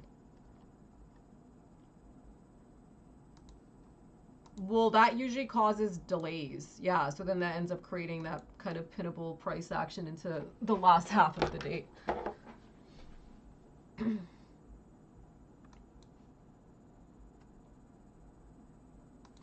Because we're also trying to avoid this from forming a pretty nasty structure. So this is, they made this a little bit healthier. It doesn't mean that this can't end up being a bit of a like reversal period, but maybe somewhat of a delay. We're going to watch our 2:30 periods anyway, because these are always very important for the session. And like I said, I'm going to watch the minute delay, because sometimes when they stall like this, and that seems to be the theme for today's session, they could try just retracting that ahead of, or just after stalling. So let's see.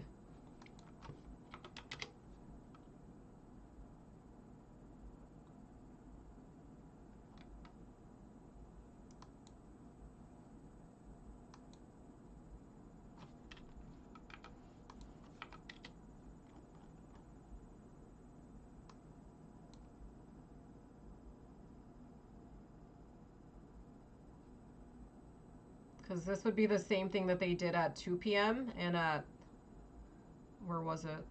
At 1 p.m. If they try to trigger these 4-8 ranges here. So far they're stalling.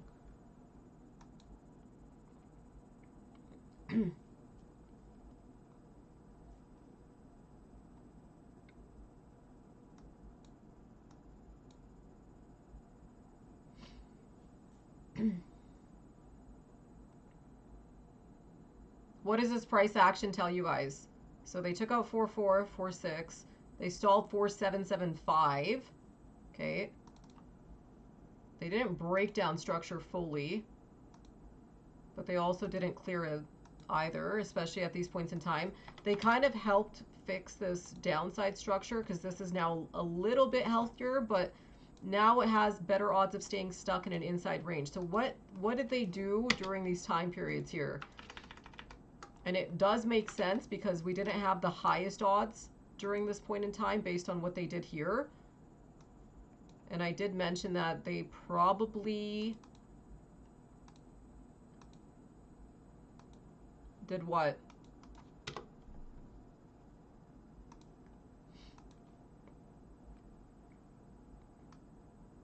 Especially since they know it's not very much range for them to break for a whole hourly duration in the channel. This is a perfect session, guys, to study channel price action and the channel theory of staying digestive, sideways, stuck, okay, for an extended duration of time. What did they do here based off what they did here? And it really does make sense based on this 59 stick, okay, and like the kind of ranges that they broke it down by. Do you see what I mean? For 159, it's like a 2-point reduction, 2-point stall. What did 159 allow for this 219, 220 period to do? So this was calculated then, if that was a 2-point reduction beneath 4975, and this was a 2-point reduction here. So 684,775 is likely calculated due to that reduction in range of 2 points here. Okay. What did this probably do?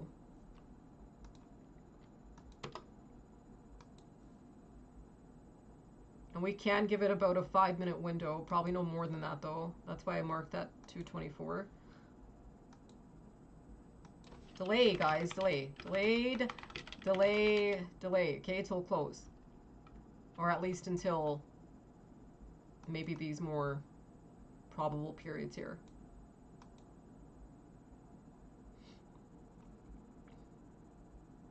4-8 being retested here off that 223, 224 stick. Kind of just watching to see. They don't, I guess based on what they did at 2 o'clock and how they reduced range by 2 points, the differential here is between 4.768, 4.975, and where they stalled at this calculated time is also 2 points. So I guess that base condition is probably met, and that's enough to maybe keep this in play for these durations around 232, 236, and that 247 to 248.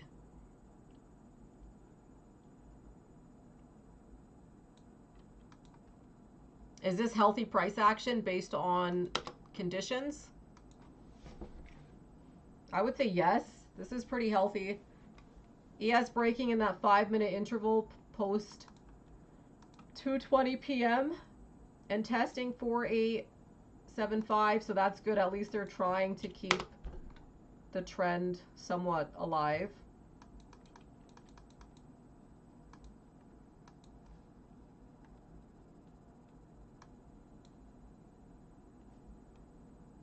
Does this type of PA in these ranges here make you feel like you're going to trigger 70s and 80s, or does it make you feel like you could stall the 50s and 60s? And PA should give you a feeling, especially when it's based on calculated price points and big points in time. When could you accelerate price? What point here could accelerate price once it's triggered? I'm going to make an iced coffee before we start hitting these big periods. And you guys think about that, because when we break this, I wouldn't be surprised if we saw like a 3-4.5 point stick. And then maybe some volatility to follow. 49.75. Okay, if and when we trigger this area here, we could see some clearance breaks.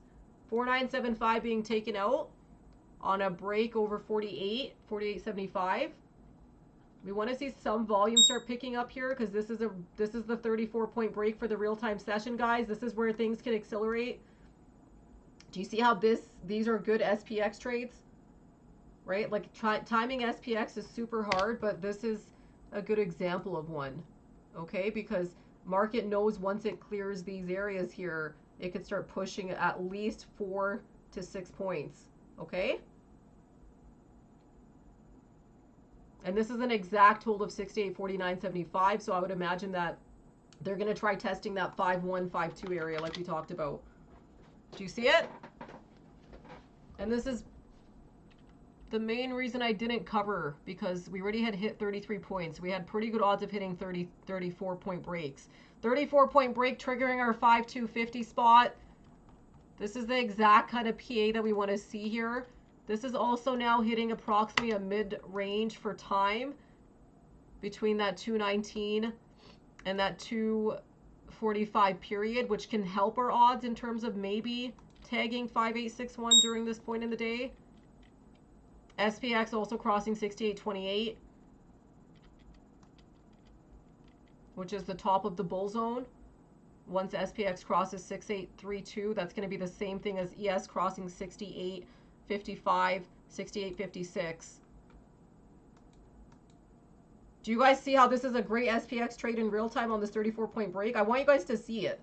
Okay, not just like this is a really good break off open. At the very least, this could maybe give us a 10 to 12-point break. Okay, so we want to see. So this is the 5.5-point ratio so far. Off of 4975, this is the 3.5-point break. It seems like they might have some stalls around here, like 5.3, 5.4. And we'll see by the fourth bar, especially during the 230 to 236 window, which is typically an expansion window anyway on the session. What do you guys think? Who here thinks that they could trigger the 68.58 to 61 before 3 o'clock to help keep odds in play of getting that 6668? Who here thinks that they're going to end up stalling this 5.2 to 5.5 area? Because there are odds that they could stall this range and then kind of consolidate above 4.8. So we did talk about that. There's a chance that they could also do something like this, where they take out this area in time, but then maybe test here, but then come back and start consolidating above these areas here into the last hour. Okay, so what do you guys think? There's 2 case scenarios that they could do here. I'm going to focus a bit on my positions though. Just give me a sec, because I don't even know where we triggered on these contracts.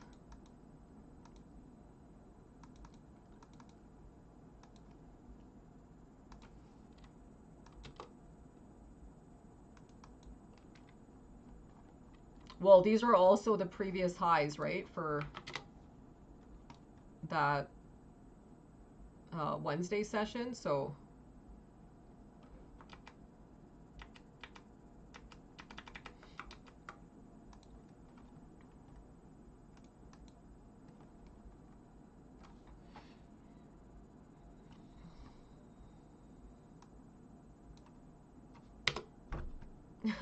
thanks.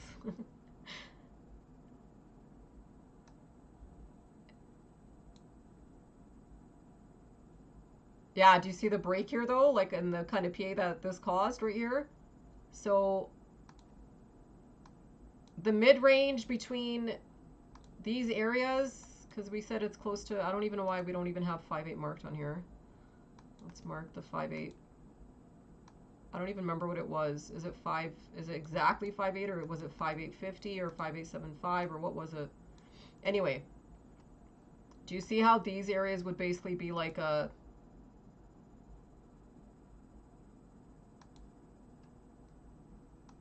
mid-range?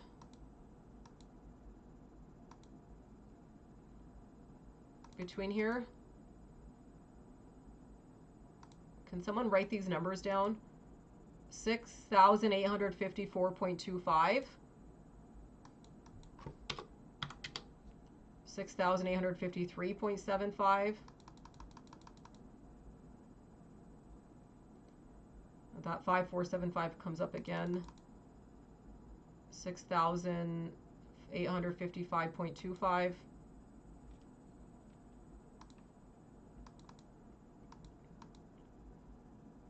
$6,855.75.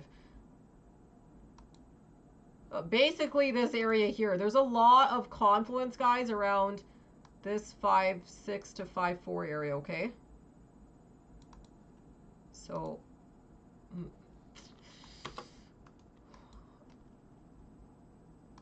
I would think if they stall there, but digest, I don't think it necessarily means that they're gonna not take out 5.859. I just feel like they might delay some of this until the last point in the day just to pin the close or something. But I still feel like these areas have a pretty decent shot at being in play today. But I think at a minimum they probably have to test these midpoints. Does that make sense? Because we haven't even tested 50% of the two calculated ranges here. I don't think 5.3 is enough. Did any of you guys write down those numbers that I just said?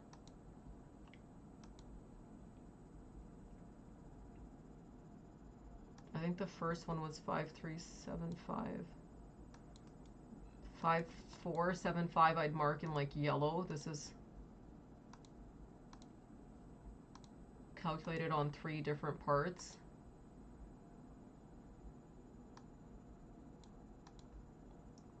So these slight stalls, especially around that 230.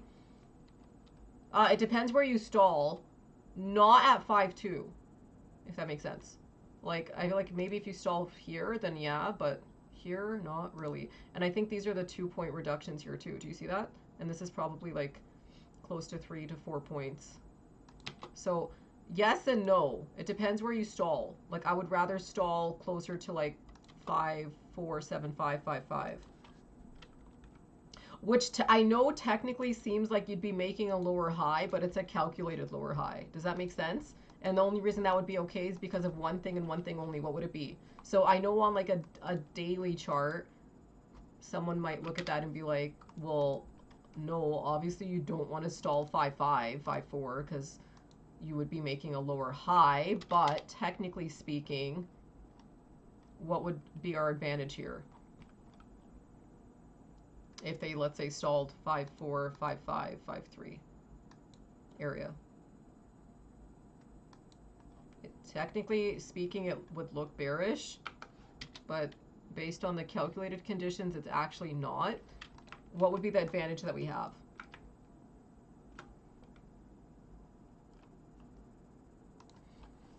Try not to get this wrong.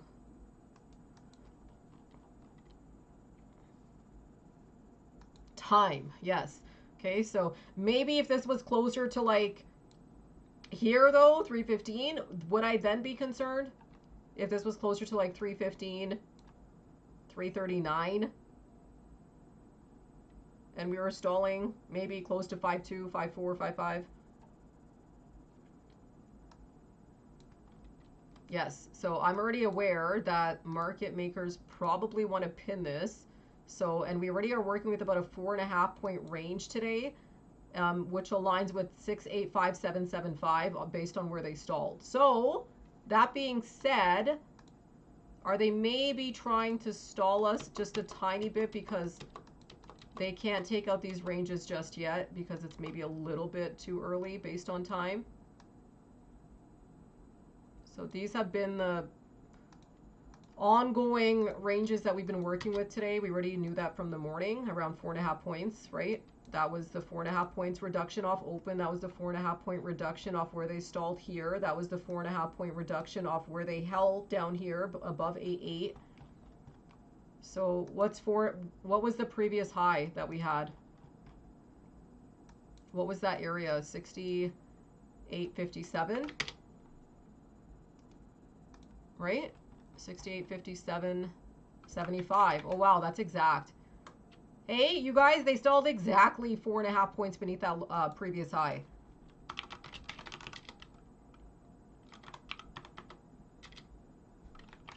At whatever this area is here, 3.25. And when I did the math, we need at least 53.75 to 54.75 to get to actually meet these conditions. Isn't that cool?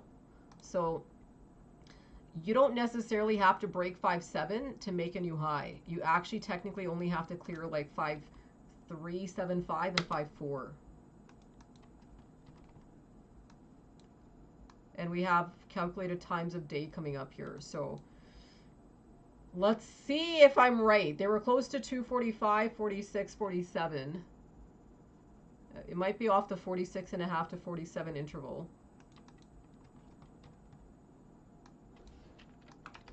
Let me just re-put these back on here. Okay. I just had these marked just because these are generic flips for the session around like the 30, 32, but clearly they stalled just ahead of 230. I did notice though that the 229 stick closed above 4975. I don't know if you guys saw that. Did you guys see this?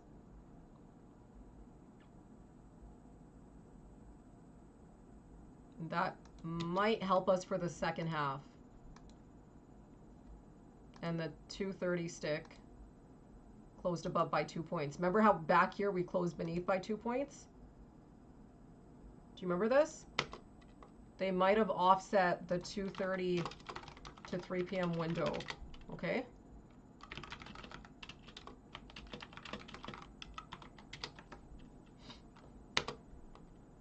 These are just interesting observations to make.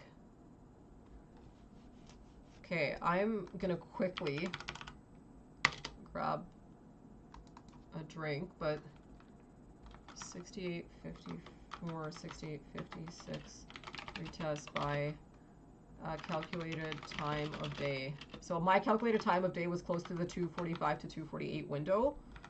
The exact time I think is closer to 4.6, 4.7.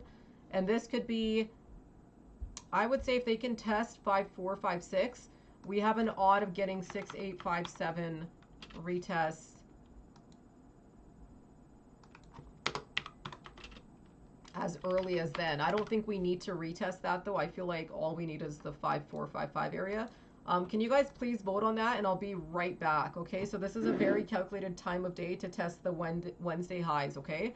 And based on our structures, we've got the 2-day, which is formulated around that from the Wednesday through Friday through today. The last trading session for this is today. So if they want to engulf this session like we talked about earlier this morning, that would be the point to break. There's a 4.5 point reduction so far on the session, and that's the range that they're currently stalling. When I did my time calculations, the most probable point in time to basically break this range was as early as this 245 to 248 period, okay? We do have some odds close to 310, 312, 315.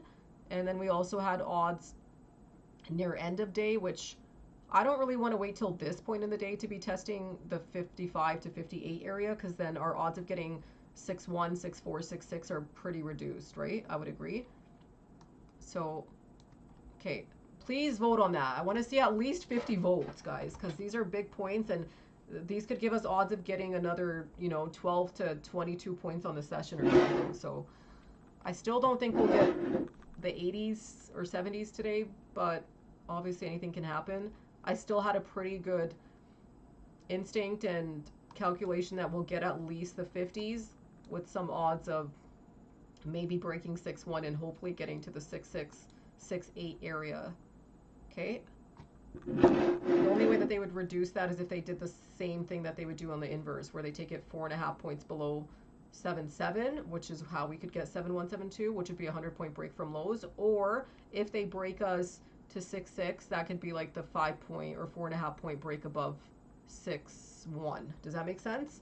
So like the 6-5 to 6-8 to 7-2 area has high confluence, but can also be an area that they stall if they don't take out the 6-1 range.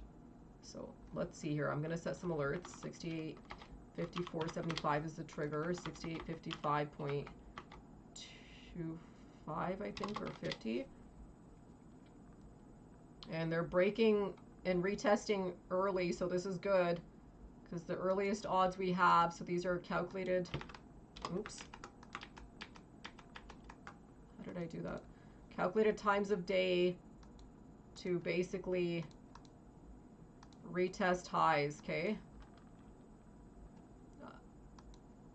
This looks pretty promising here.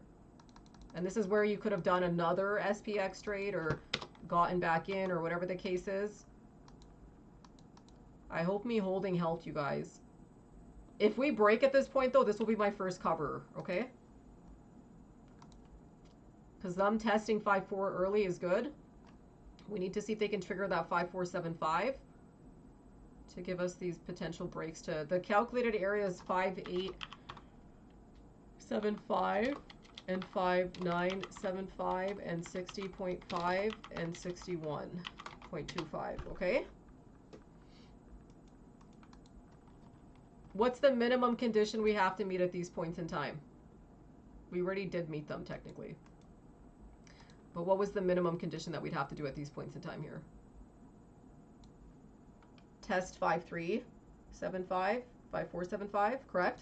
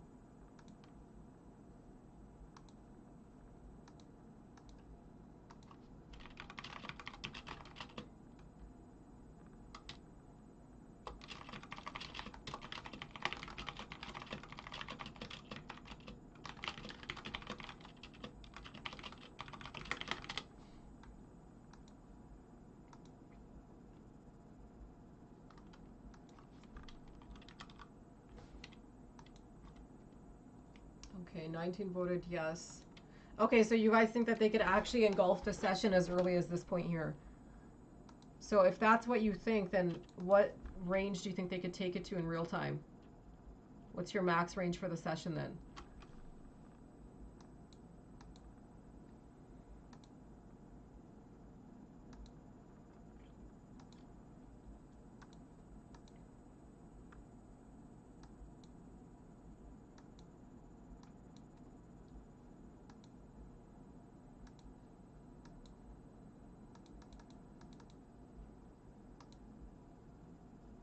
Come on, you guys. We're getting so close. And you guys just go dead silent. Like, what could be a potential max range then if majority of you think that they could take out highs, and that also engulfs us on a 2-day before 3 o'clock, then what do you think your max range is? We still have an hour left in the session. And it doesn't have to be for the whole session, just for real time. So my thoughts at these points here were, all we have to do is test 5375, 5475, 5525 area. I don't necessarily think that they have to take out 5875 or 5750, whatever that previous lower high was.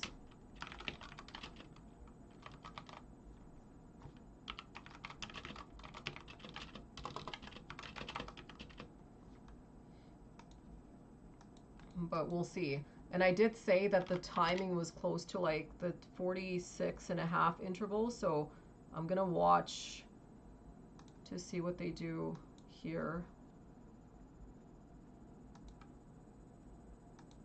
Because this would give us a pretty good idea on whether or not they actually want to expand the session or not today. I don't think that they have to, like I said, they'll break these areas at this point.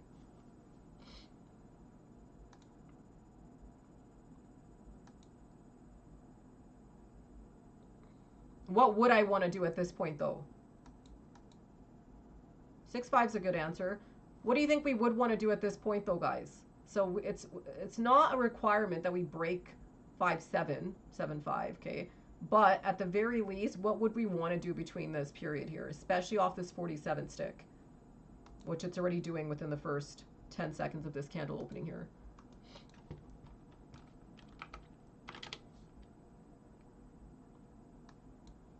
What do we want to do here?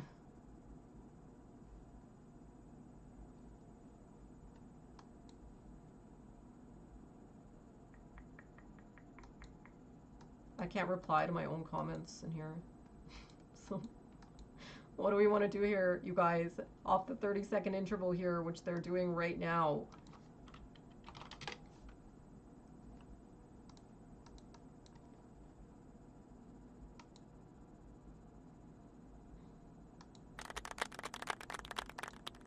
We wanted to test 5475, okay? That's a calculated price. Is that enough for us to break 5775?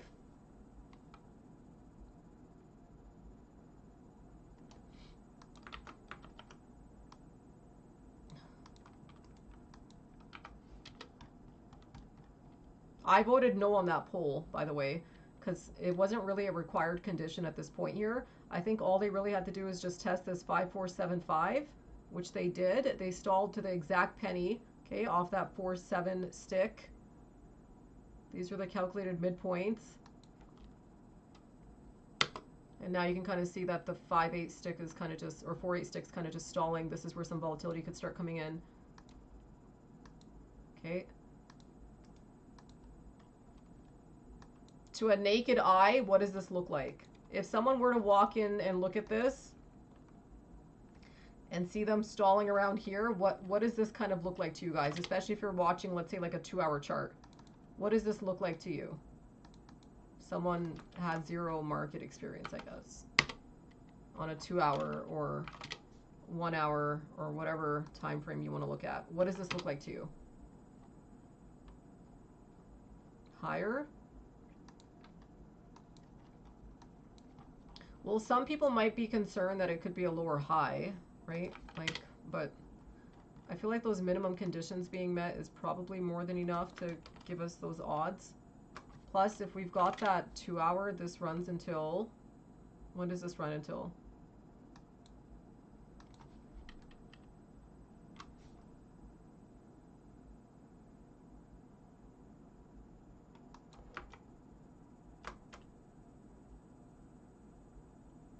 Until close. I think that those conditions being met are enough to keep this in play for the session. All I really wanted was a 5475 test. And And we're still going to watch to see where they close this, though, for the 3 o'clock window.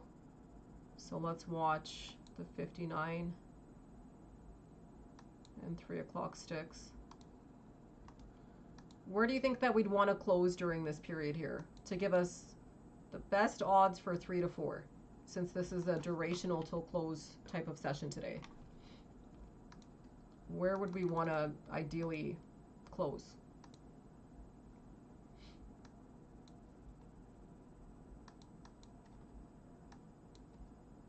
Or at the very least, where do we want to break? You guys think? And even though I calculated 5475 and 5550, it makes sense too that these would be like the mid structure areas here. Okay, so what do you think? Yeah, we probably want to at least try breaking 5475, 5525 before 3, right? Like from a structural perspective, that would really help us. And that would also give us better odds of doing what? Expanding. I don't think you didn't really need 5-8 during this time period here. Does meeting the 5-4 condition though at 247 give you an odd of trying to retest 5775, 5875 before 3?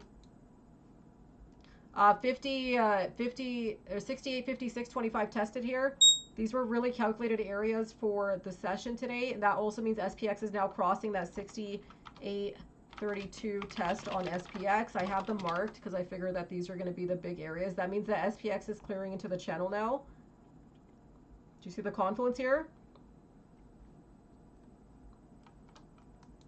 So just like how we have those ranges on ES, it's probably 6838, 6840 on SPX, okay? Does that make sense? Remember how we had to break these areas here on ES?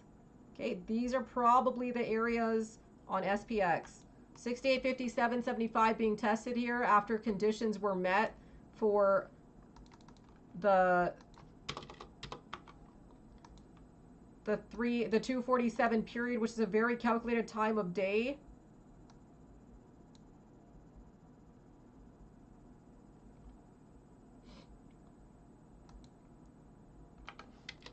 Especially with markets breaking right at that 251, 252 period, 68, 58, 50, and 75 being tested to the exact penny. Do you guys see how calculated this is on these breaks of highs?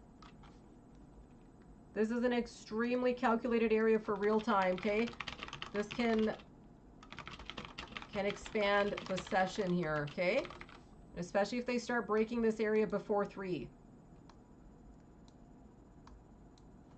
Now, do we have odds of maybe getting the 6871 areas, you guys think?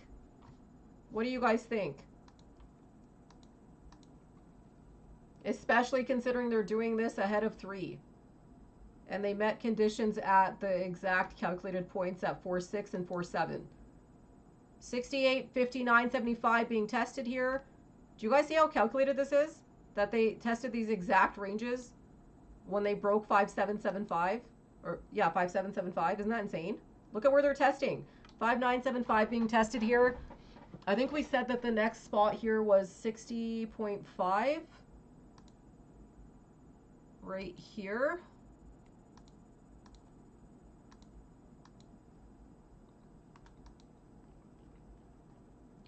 So how many points in range have we moved here now off the session? Yeah, isn't that great, the 53 minute? Because it basically negated that odd of staying stuck and it expanded, right? Because I used the 4.7 as the midpoint. This could keep us durational till this 312 period here, okay? What else could we maybe measure then? So if we broke at our calculated point, and that's 25 minutes, okay, so maybe 12 and a half minutes, which is exactly right before 3. Okay, if we take out the 6.1, 6.175 here before 3, what could that mean for the last hourly duration? And you can obviously start looking at covering some here, guys. These are really big areas. I just really like the PA and the accumulation and the fact that they met the conditions off these calculated points in time here, like between the 4-7, 4-6. And I hope this helped you guys hold and not cover too early. Because if you had covered earlier, those contracts that even I was trading were trading at like $2.50. They're almost $4 now. That's a huge difference, right? And we already knew that we could easily trigger these areas today with odds of maybe expanding to 6.6, 6.8, 7.2. Odds of getting 7.7 to 8.3, maybe if they really accelerate these areas here, but that should only be for runners, okay? So I'll probably leave 25% of my position just in case they give us the mid 70s to lower 80s. But this should be more than enough in terms of the kind of range or break. If they close here above this 6.1 area, especially since this is the midpoint between here and here, that's how we could expand. Does that make sense? Who was asking that earlier? Rock, I think it was. I forget what you said. Do you see how that would be an expansion scenario?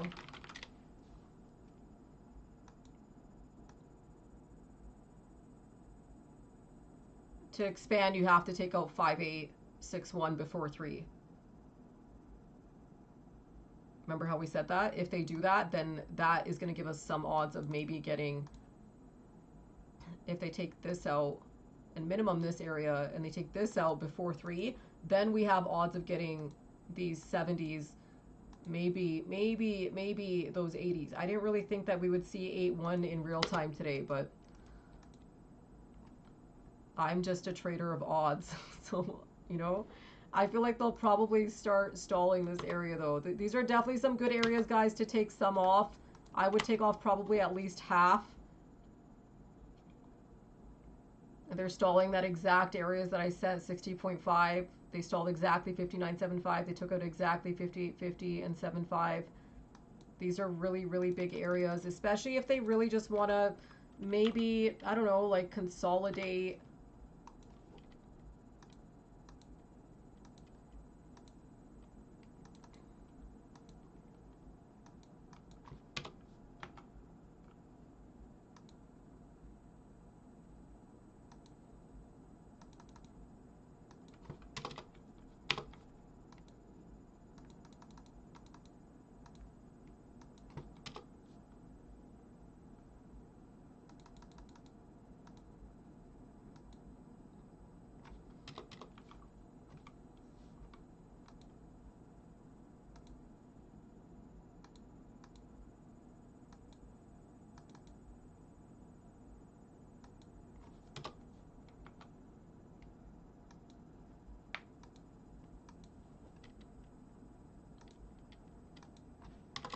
Did you guys cover some around 5975 in the 60.5 area?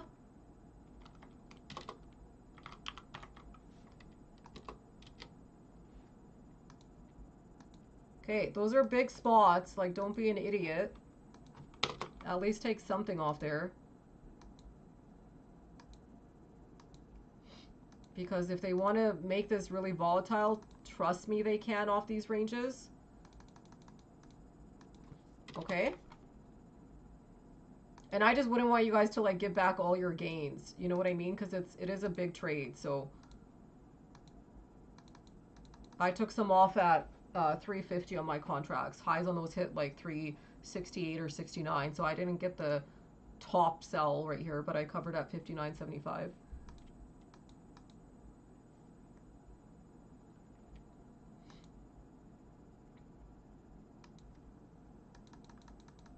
Not bad, a 500% trade.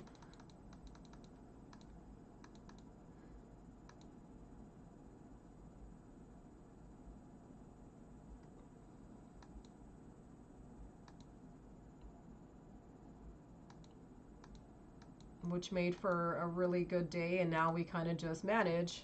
Okay, I'm gonna get some water and make some iced coffee now that we at least hit these. So I want to just see, okay, see if the 59, I didn't think it was gonna close above 5775 with this reduction stick here at 58, but I would bet money that 3 o'clock would try to immediately negate that since we have that window here.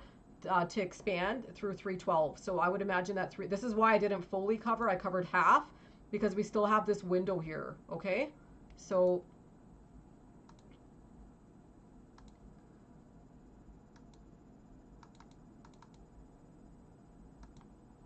okay, I'll be right back. Okay.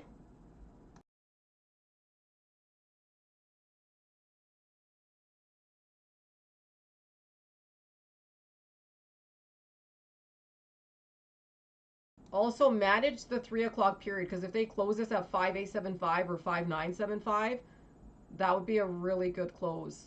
And you could watch around the 304.05 midpoints in here, okay? I still think that they're giving some pretty decent odds. There could be some overhead around 6.3, 6.4 since it's the means.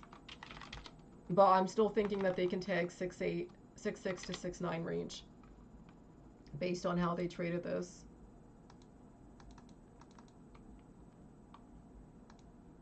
Okay?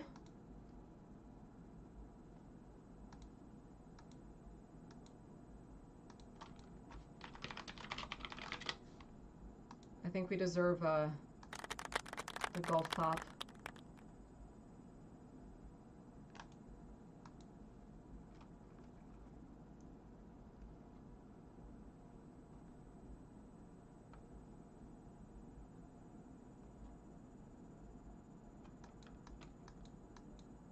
Okay, guys, I have to use the bathroom so bad. Okay, if they take out 6.1, watch for 6.350 in that 6.4 area. I think 65.75 was calculated, but I honestly don't remember from what area. So you have to maybe calculate that yourselves. But we're basically, just to recap, we basically broke,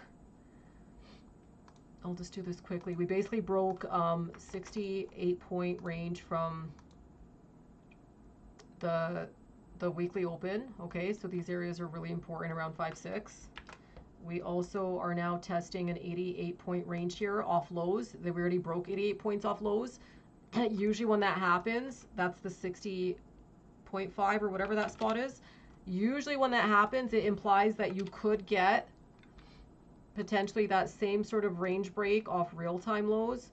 I'm not sure if we'll get that much, but you see how they just took out 66, 68 points right here. So if they take out 68 points, oh, sorry. I put 60.5. It's actually 60.75, guys. Can someone correct that? It's not 60.5. It's 60.75.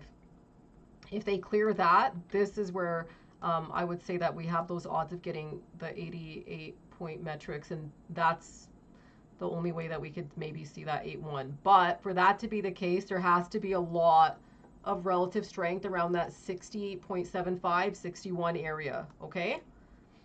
From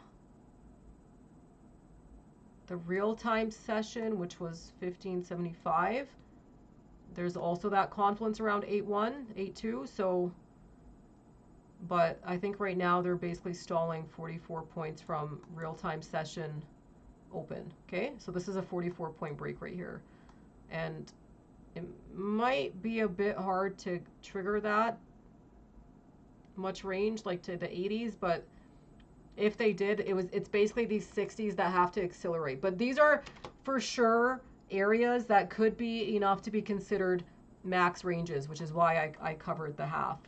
From a structural perspective, this is a really nice cup and handle pattern. Okay, these are some of my favorite patterns. And it's also a 2-day engulfing pattern. So we did engulf on the 2-day, and the 3-day is also a potential engulfing. This is where it could expand because the 3 days highs are 69.0950. The only thing I don't like about this is the open today didn't give us the best odds of clearing to 69.20. So that's why I don't necessarily want to go that high. Okay, maybe taking it back to the structure closing price points though, like 6872, 6878, that would be okay, but I don't think that they have the best odds in terms of engulfing that. Whereas maybe on an extended time frame, like, remember how we used the 4-day flag? Okay, and remember how we had these ones here off the, I think it was the 7-day. This one could be a good one because this doesn't flip until Wednesday, so it at least gives us that extra day. And also, I really just want the 8-day to be a bull flag. So that you don't want it going too high if it's not going to go high enough. Does that make sense? So we'd rather just stay still. If that's the case, we can have our 8-9-day flags that I talked about in the report, which will set us up really nicely for month end. Okay, so and for mid quarter. So for the 24th, for the 21st, for the 17th, do you see what I'm saying? These would set us up really nicely for that. So we don't want to go too high if we can't get high enough. I would rather they just kind of keep it still, okay?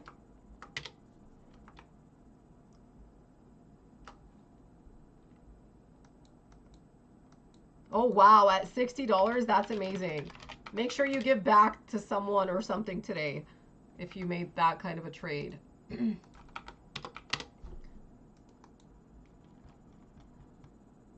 So let me move this. This was supposed to be 7.5. So this is 68 point, or this is an, was it 68 points or was it 88 points?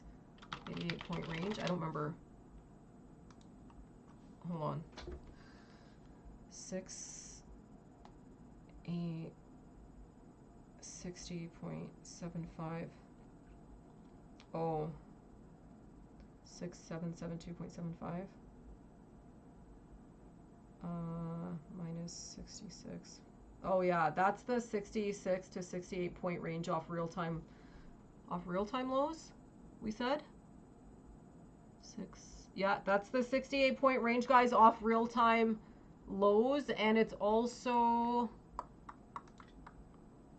hold on, this area here, 68 points off real time lows, and this is also 6772 plus 88. 6860 is 88 points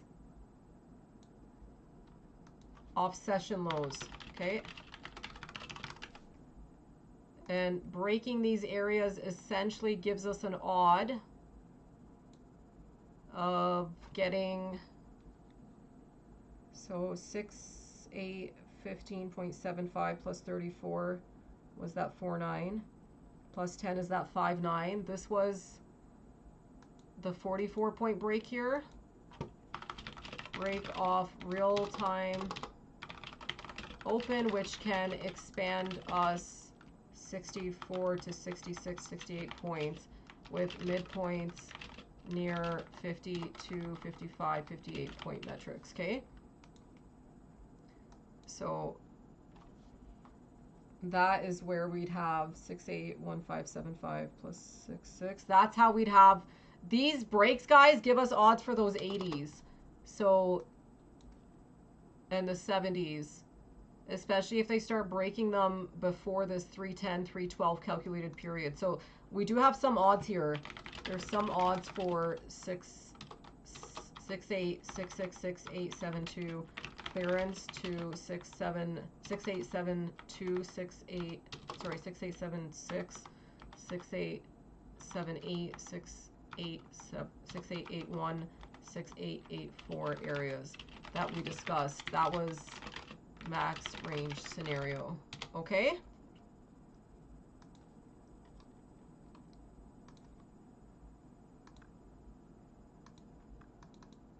Everyone's on the same page here?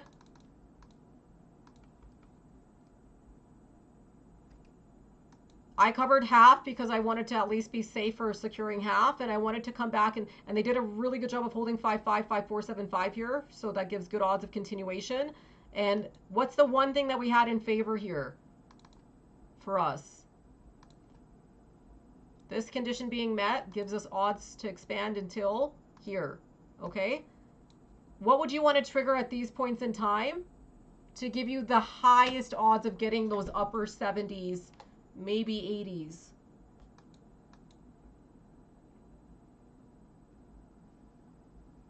What area would you want to trigger here? This would give you the highest odds, specifically around this 312. If they stall at these points here where they take out 60, okay, are you guys listening? If they take out 60 and 61, but they don't really get much higher than that, okay, that's where they could maybe consolidate and make it a pinnable close, okay? And then maybe we'd have better odds of getting maybe closer to these areas here instead, okay? Into the close.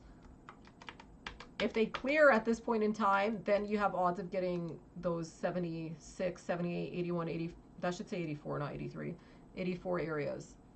What would you have to break?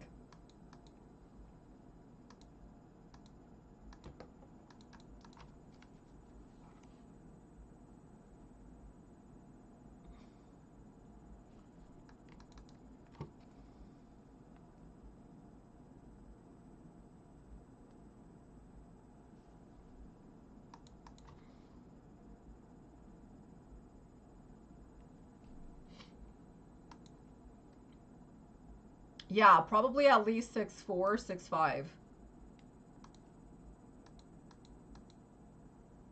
Because that's the mid-range, which gives you a 50% odd, right?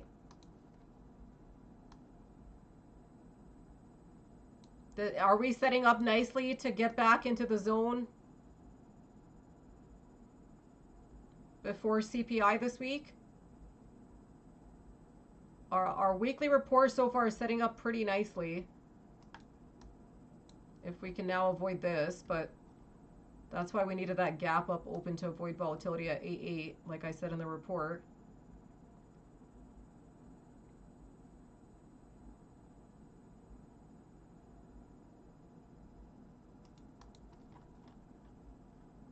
I'm gonna take a quick break just after 312. I just wanted to see what they do here, just in case they do expand or something. By the way, guys, the pricing for the Substack is changing on the 15th. I already made that announcement. Only for newer users, just because I'm priced in about like 30 to 65% lower than most ES contributors on there. And then obviously to offset some of the increasing costs for basically every single product and service. I wonder what TradingView's costs are going to be for this year. So I would think we need at least 6.3, 6.350 probably during this 312 to 315 window.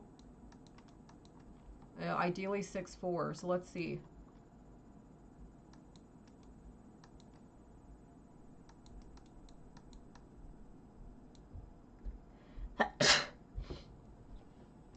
Okay, so we know that this area is calculated, but from a base theory, what would this area be?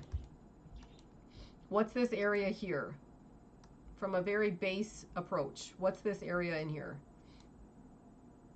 Around 6.3, 6.350, 6.4. So 6.3 test here at 312 is pretty calculated. That's keeping that 53 minute in play on the index. Thank you. What is this area, guys, here? What is this spot in here? 6.3, 6.4. What are these spots? And if they take them out, especially at this point in time, this is going to give us the highest odds to expand on the session this afternoon. This is the top of what? 6.4 being taken out here.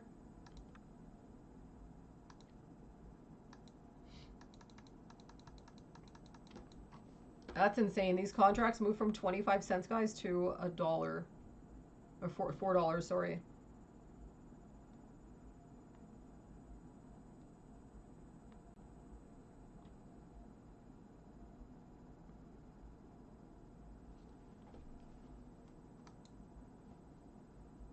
$1,800% move, and these might not even be done. I didn't grab it there though. I added at 45 and 65, and I think my last fill on those contracts was 77 or something like that. Top of the means. You guys hurt my throat from asking the same questions and no one answers.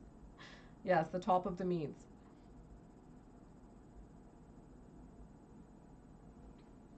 Exactly. Which then takes you to, this is where Aurelia, remember I said not before 3, but maybe after 3, especially around 312, 315. That's going to take you to where? And this is how we'll know. Core areas, yes, because where do core areas start? Right around here, right? Once you start breaking these ranges in here. 6, 6, 6, 8. Just be careful though. Only hold if you covered at least half. Just because these are very volatile periods. Stalling 6, 4, 6, 5. These are the top of the means. They have an entire hour now to decide if they want to make this a pinnable close. My thoughts for today's session is we probably don't get those 80s. I kind of thought that they would stall maybe between 6.6 to 7.2. What is this stick here at 315 implying to you guys? This kind of stall right here. What is this implying, you think? Could I be on the right track? What do you guys think? That much of a reduction stick here. 4 points. That could have taken you to 6.8. Do you see what I'm saying?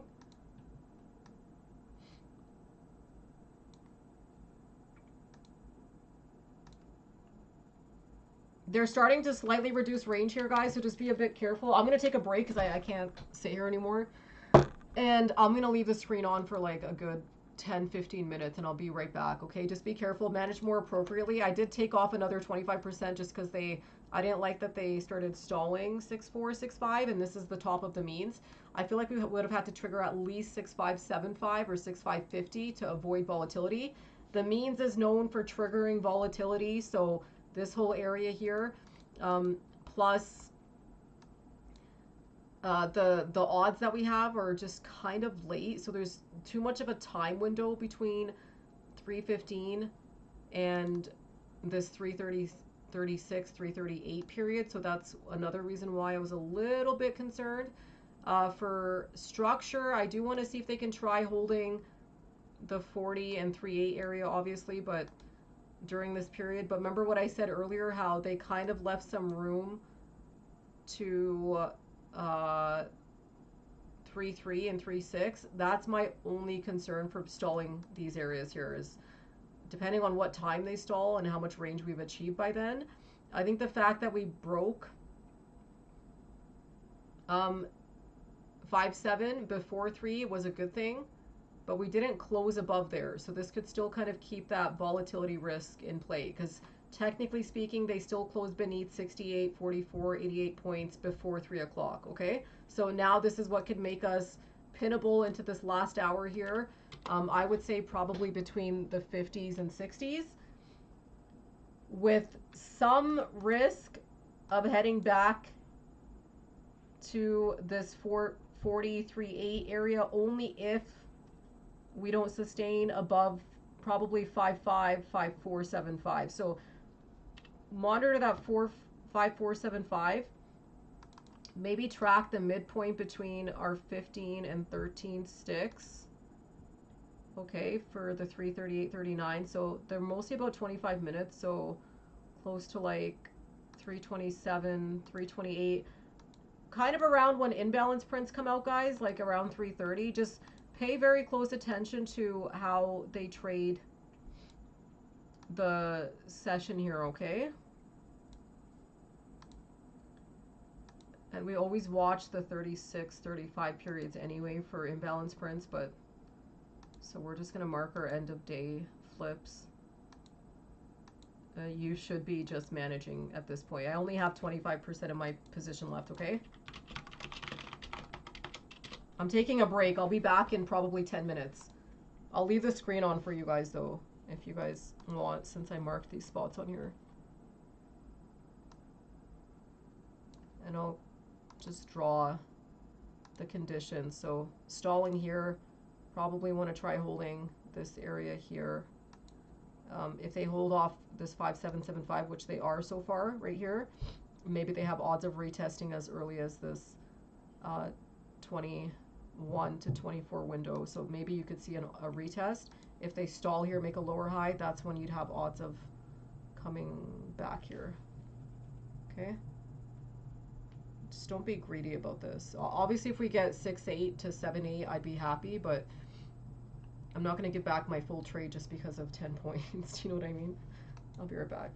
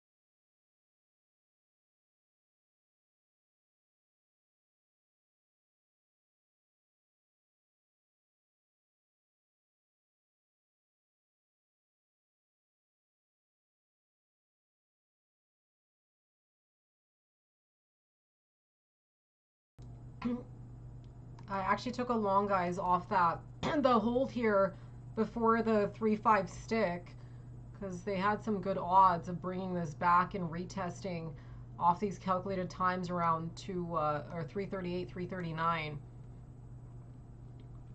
And I want to just basically see if they retest that 6-1, 6-3, 6-4 to keep those odds in play for end of session today. They definitely can make this pinnable now in between these areas, but I just figured that these points in time had the best odds. Contracts move pretty nicely too off those holds. What do you guys think? You think that they'll break and retest by this 3-9 window?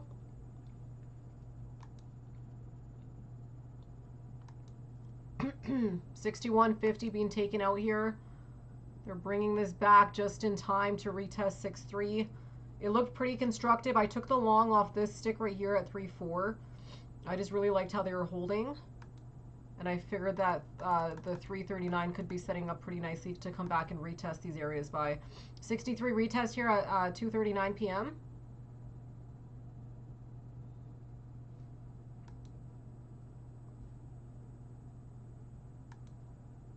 This is looking pretty constructive to me. And the reason I bought back some contracts is because obviously I only had 25% left, but I just wanted to see how they would hold in these areas here. And you can take some off here too if you bought back. I'll cover some here just because these are same day expiration and a little bit riskier than my original position, but those moved 100%. So still a good trade for the 6-3 retest. And then we'll see here if they can try bringing this back around. I think I'm going to keep myself muted though, guys, if that's okay.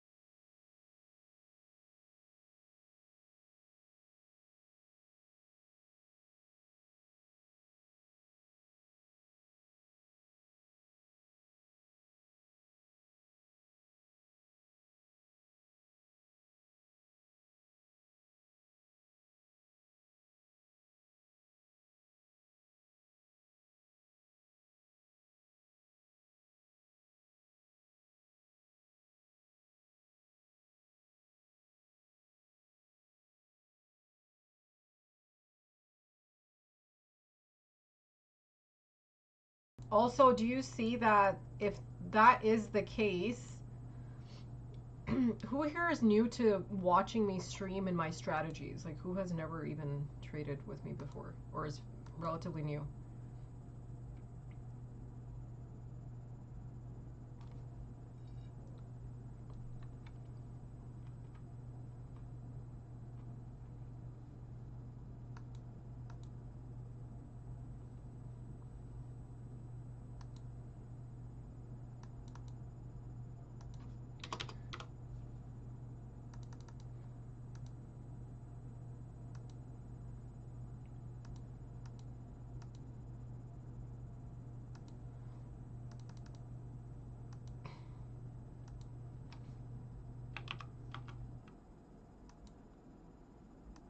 Who is relatively new, guys, to this style of trading?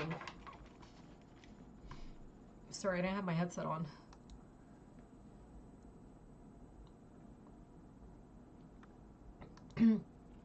Why do you think that they would maybe stall 6-4, 6-5? What do you think the reason for that would be? when, especially before 3:30.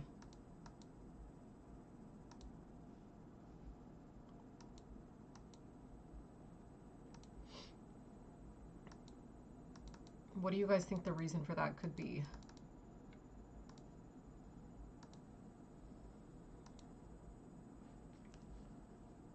I just want to see what they're going to do here by, because these were the calculated times here.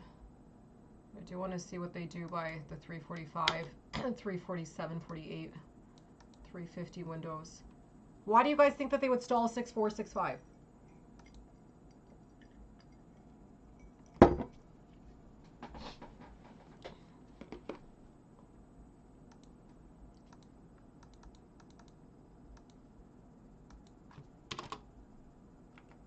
Think about it. If based off my logic, and I explained it in full depth earlier to you guys why I figured 6-6, 6-8, 6-9 could be a max range for today's session. So if you don't remember why, go back and rewatch. That's like the median points between 5-8 and 7-8, 8-1, okay? Since we didn't really start at 68-20 and we didn't hold right around those mid-ranges. No. Not really for giving room for both ways. Because if they wanted to give room, they would have taken down 5-2. I don't think they want to exit the means. That's not what they want to do. That actually would defeat the purpose of this setup before tomorrow anyway. I don't think that they want to exit the means. Personally speaking, I could be wrong, but I don't think that that's what they're trying to do. I think they're trying to do something else here, which I already made it pretty clear what I think they're trying to do. What is it that I think that they could be trying to do here? Because at this point now, exiting the means isn't just going to be a back test back to 5-2 and 4-8 and 4-4. It could be all the way back to 3-3 since they left this window here after gapping, okay? So there is still a bit of a risk there with that. One reason why that might not be the case is because that was the area that they failed to digest in the first place. Remember, they failed to digest this area here? Well, now they finally did. So from a dynamic perspective, it doesn't really make sense that they'd want to bring it back to 3-3.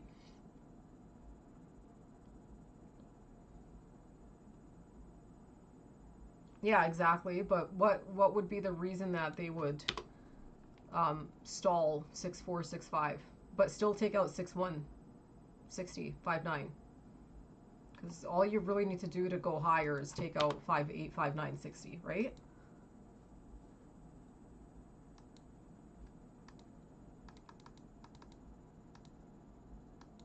So what do you guys think? What's the reason? Think about it. And we talked about this. What is this turning into? Why would they start limiting the amount of range that we have before the final 15 minutes of the session today? 346 getting some range breaks over 6-3. My thoughts are if they can get this back over 6-4, 6-5 before 350, ideally around 348, 349, our odds of core ranges are in play. Why would they do that? Why would they do that?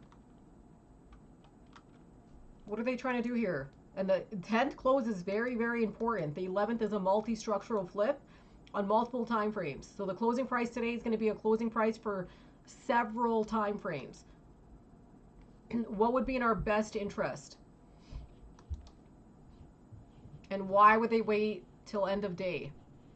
Why would they limit some of the range here? Why did they take it back down right here? Why are they only coming back here now? You guys are smart. Come on. Why didn't they want to push these areas? If they would have stalled here, trust me, they would have pushed 7-6, 7-5, okay? Back in here. I'm not saying that they don't have a chance to do so. I'm just saying that they would have already done that. And then you'd have likely another expansion ratio, another, 10, 15 points up here, okay? And we would have probably got to the zone. So I don't think they're going to get it to the zone because they want to pin the core, okay? They want to pin the close. They want to pin the close. Where do they want to pin the close?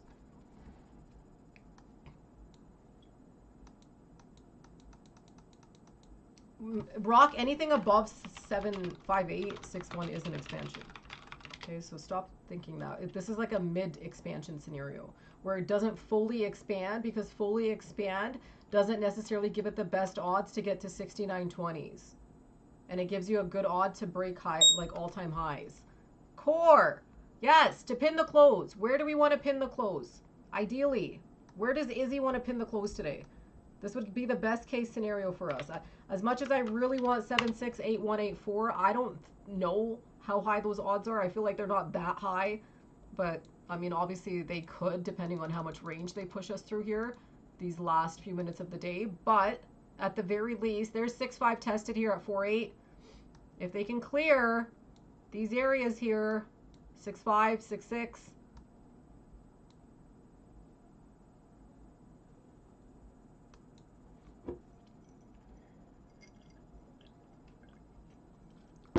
Yeah, that would be a 100-point range off lows.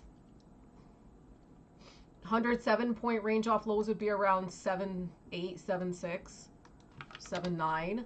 All of those would return you back to your gap opening range back here. So I'm not saying that we don't have odds to do that, but think about it. If they start testing these areas at that point in time, breaks over 6.6 based on my strategies is what? A break over 6.6 takes you to what areas?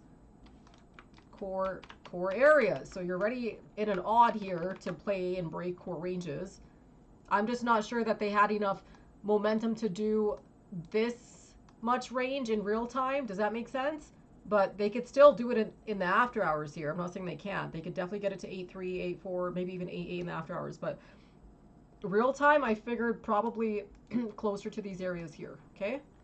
So let's see. And it depends on clearing 6.4, 6.5 before 350. So they stalled 6.5. Some volatility here coming in. And it's likely because they want to do what? What kind of areas are these? Even the 5.8 areas. What kind of areas are these? Quickly, what kind of areas are these? No. Don't tell me what my strategy is. I know that these are the means. What kind of areas are these for today's session? And look at this range break after stalling 6.6. Pinnable. These are pinnable areas into the close. These are very pinnable areas because I have to manage my positions. But let's see if they can try to immediately negate that stick break.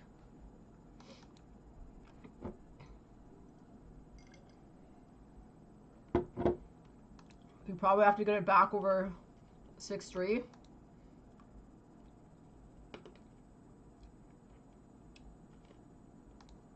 How many points did they reduce this by?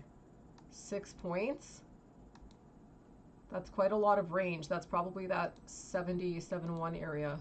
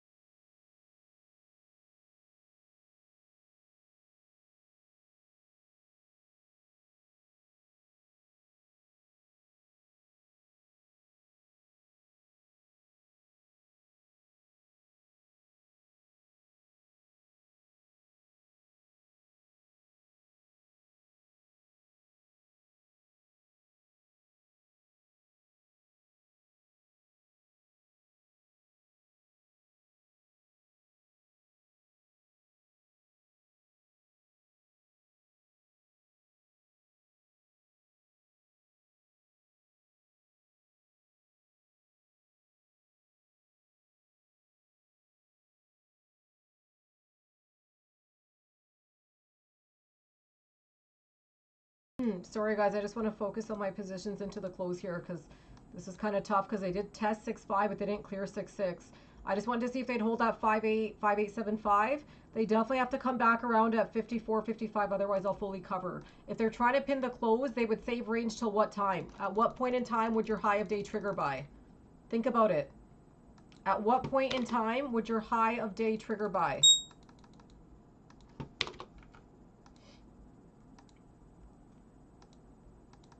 There's a 6.3 break here. There's a 6.4 break here. At what point in time would your highs trigger buy? Potentially, if they keep this moving here.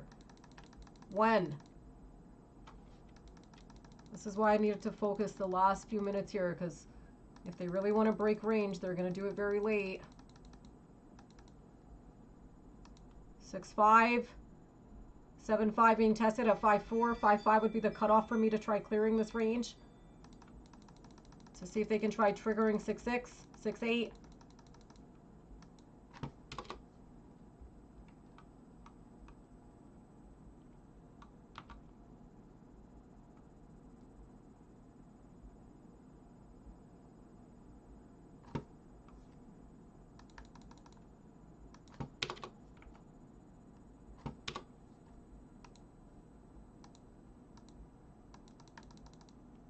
I didn't really like the stall off 6.6. They keep stalling that area.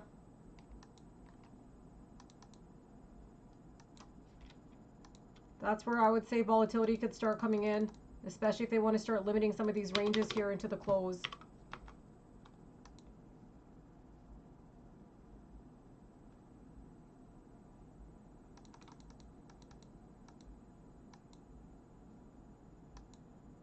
Just be a bit careful on the range volatility that could trigger off the last 5 minutes after stalling 6.6 once again.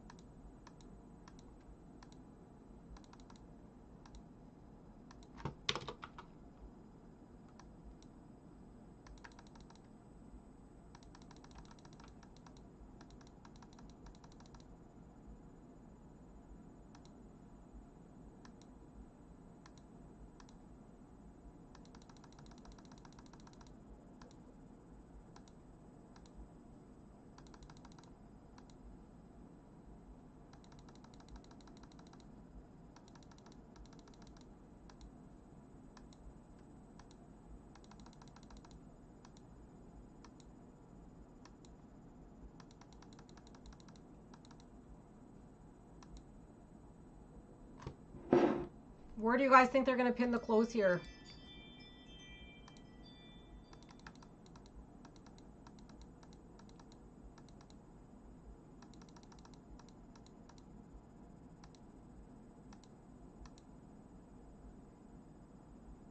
We've got 2 minutes to go. They stalled 6.6. These are very pinnable spots for market makers to close us anyway. So where do you guys think they're going to pin the close here? Especially the final few minutes.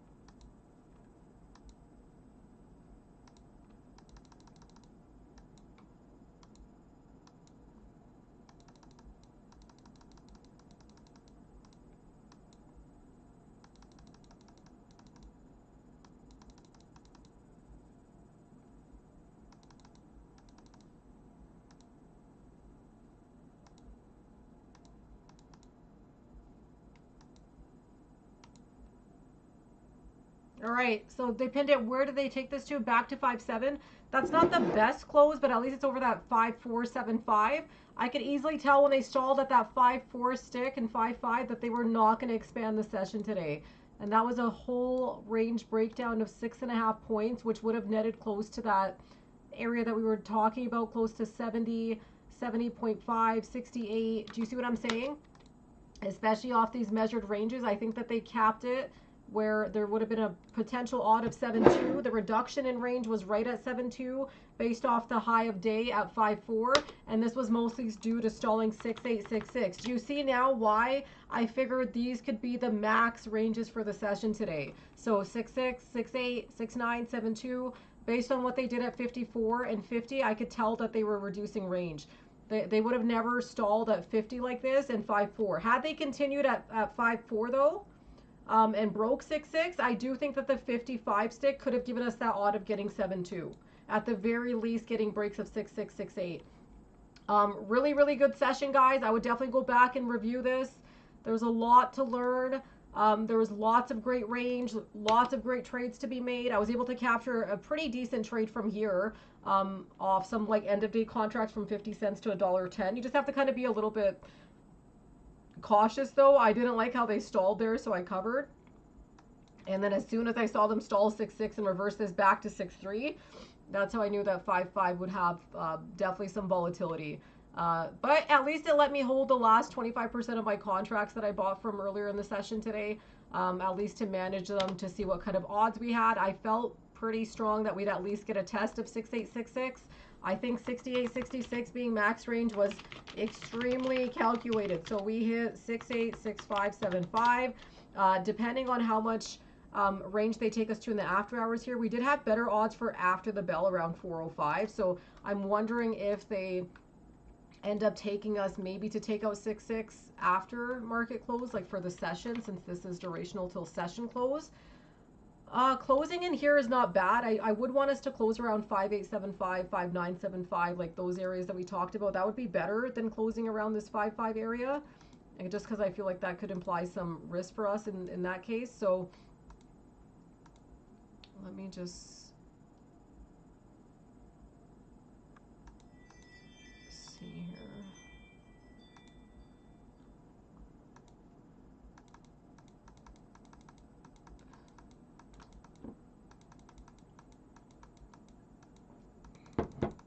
Yeah, like I figured these could probably move after the bell, but I already fully covered, so to me, it doesn't really matter.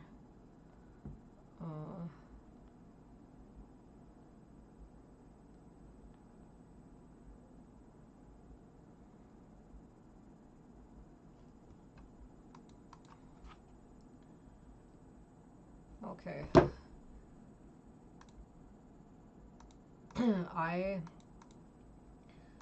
I think I'm done for this session today, guys. My head hurts. So I'm gonna call it a day. I hope you guys learned a lot. I feel like there was so much to learn from today and Friday sessions. We're trying to take advantage of these big types of days. I do think that them just leaving it around these calculated areas is also not going to be necessarily a bad thing. I do want them to hopefully at least close it here. They don't necessarily have to take it over 6.6 if they're not ready to, but at the very least try closing in these ranges. So we'll see what happens here. I'm just sticking around for this 4.05 stick just because I had some odds here. So I wanted to see if they at least come back. Maybe, I don't know, maybe they come back and try retesting it or something, but I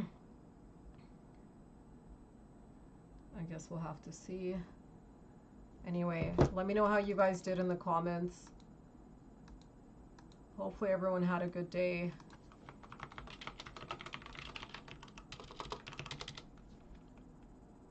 We had odds to potentially test, so odds weren't even that high. I do think that the reductions on the session today of like 4.5 and 2 points offset us a little bit. I want to see us pin those calculated ranges near 5.875, 5.975, 60.5, 61, etc. If we can't take out 6.6 at the least, okay? Tomorrow is a core flip, which means which means we have odds of triggering core areas tomorrow. Better odds than today, so core flip tomorrow. We were originally doing core to core breaks, so we'll see if they can get us back there. Back to like the 70s and 80s overnight. When's our earliest odds of getting back into the zone buy? When's our earliest odds of retracting the zone? So going back over 6888.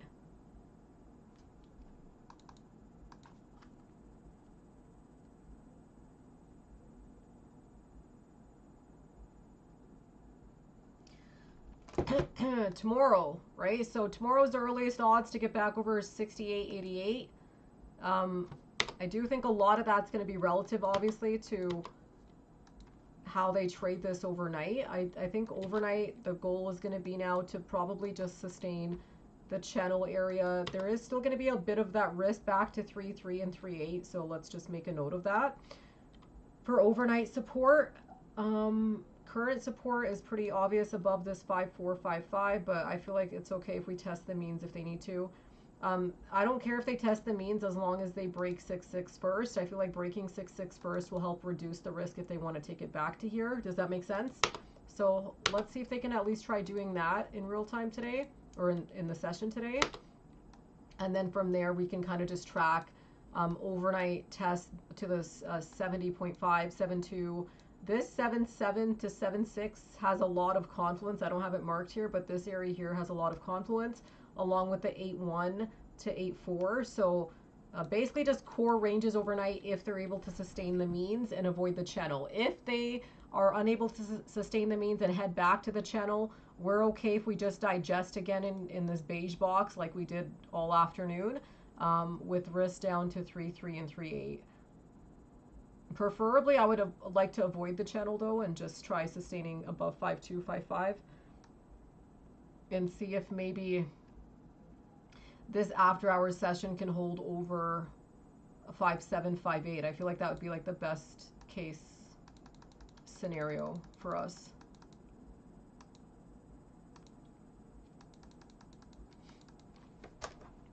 Any questions before I sign off, or are you guys all good to go? If you guys are all good, then I'm gonna sign off here.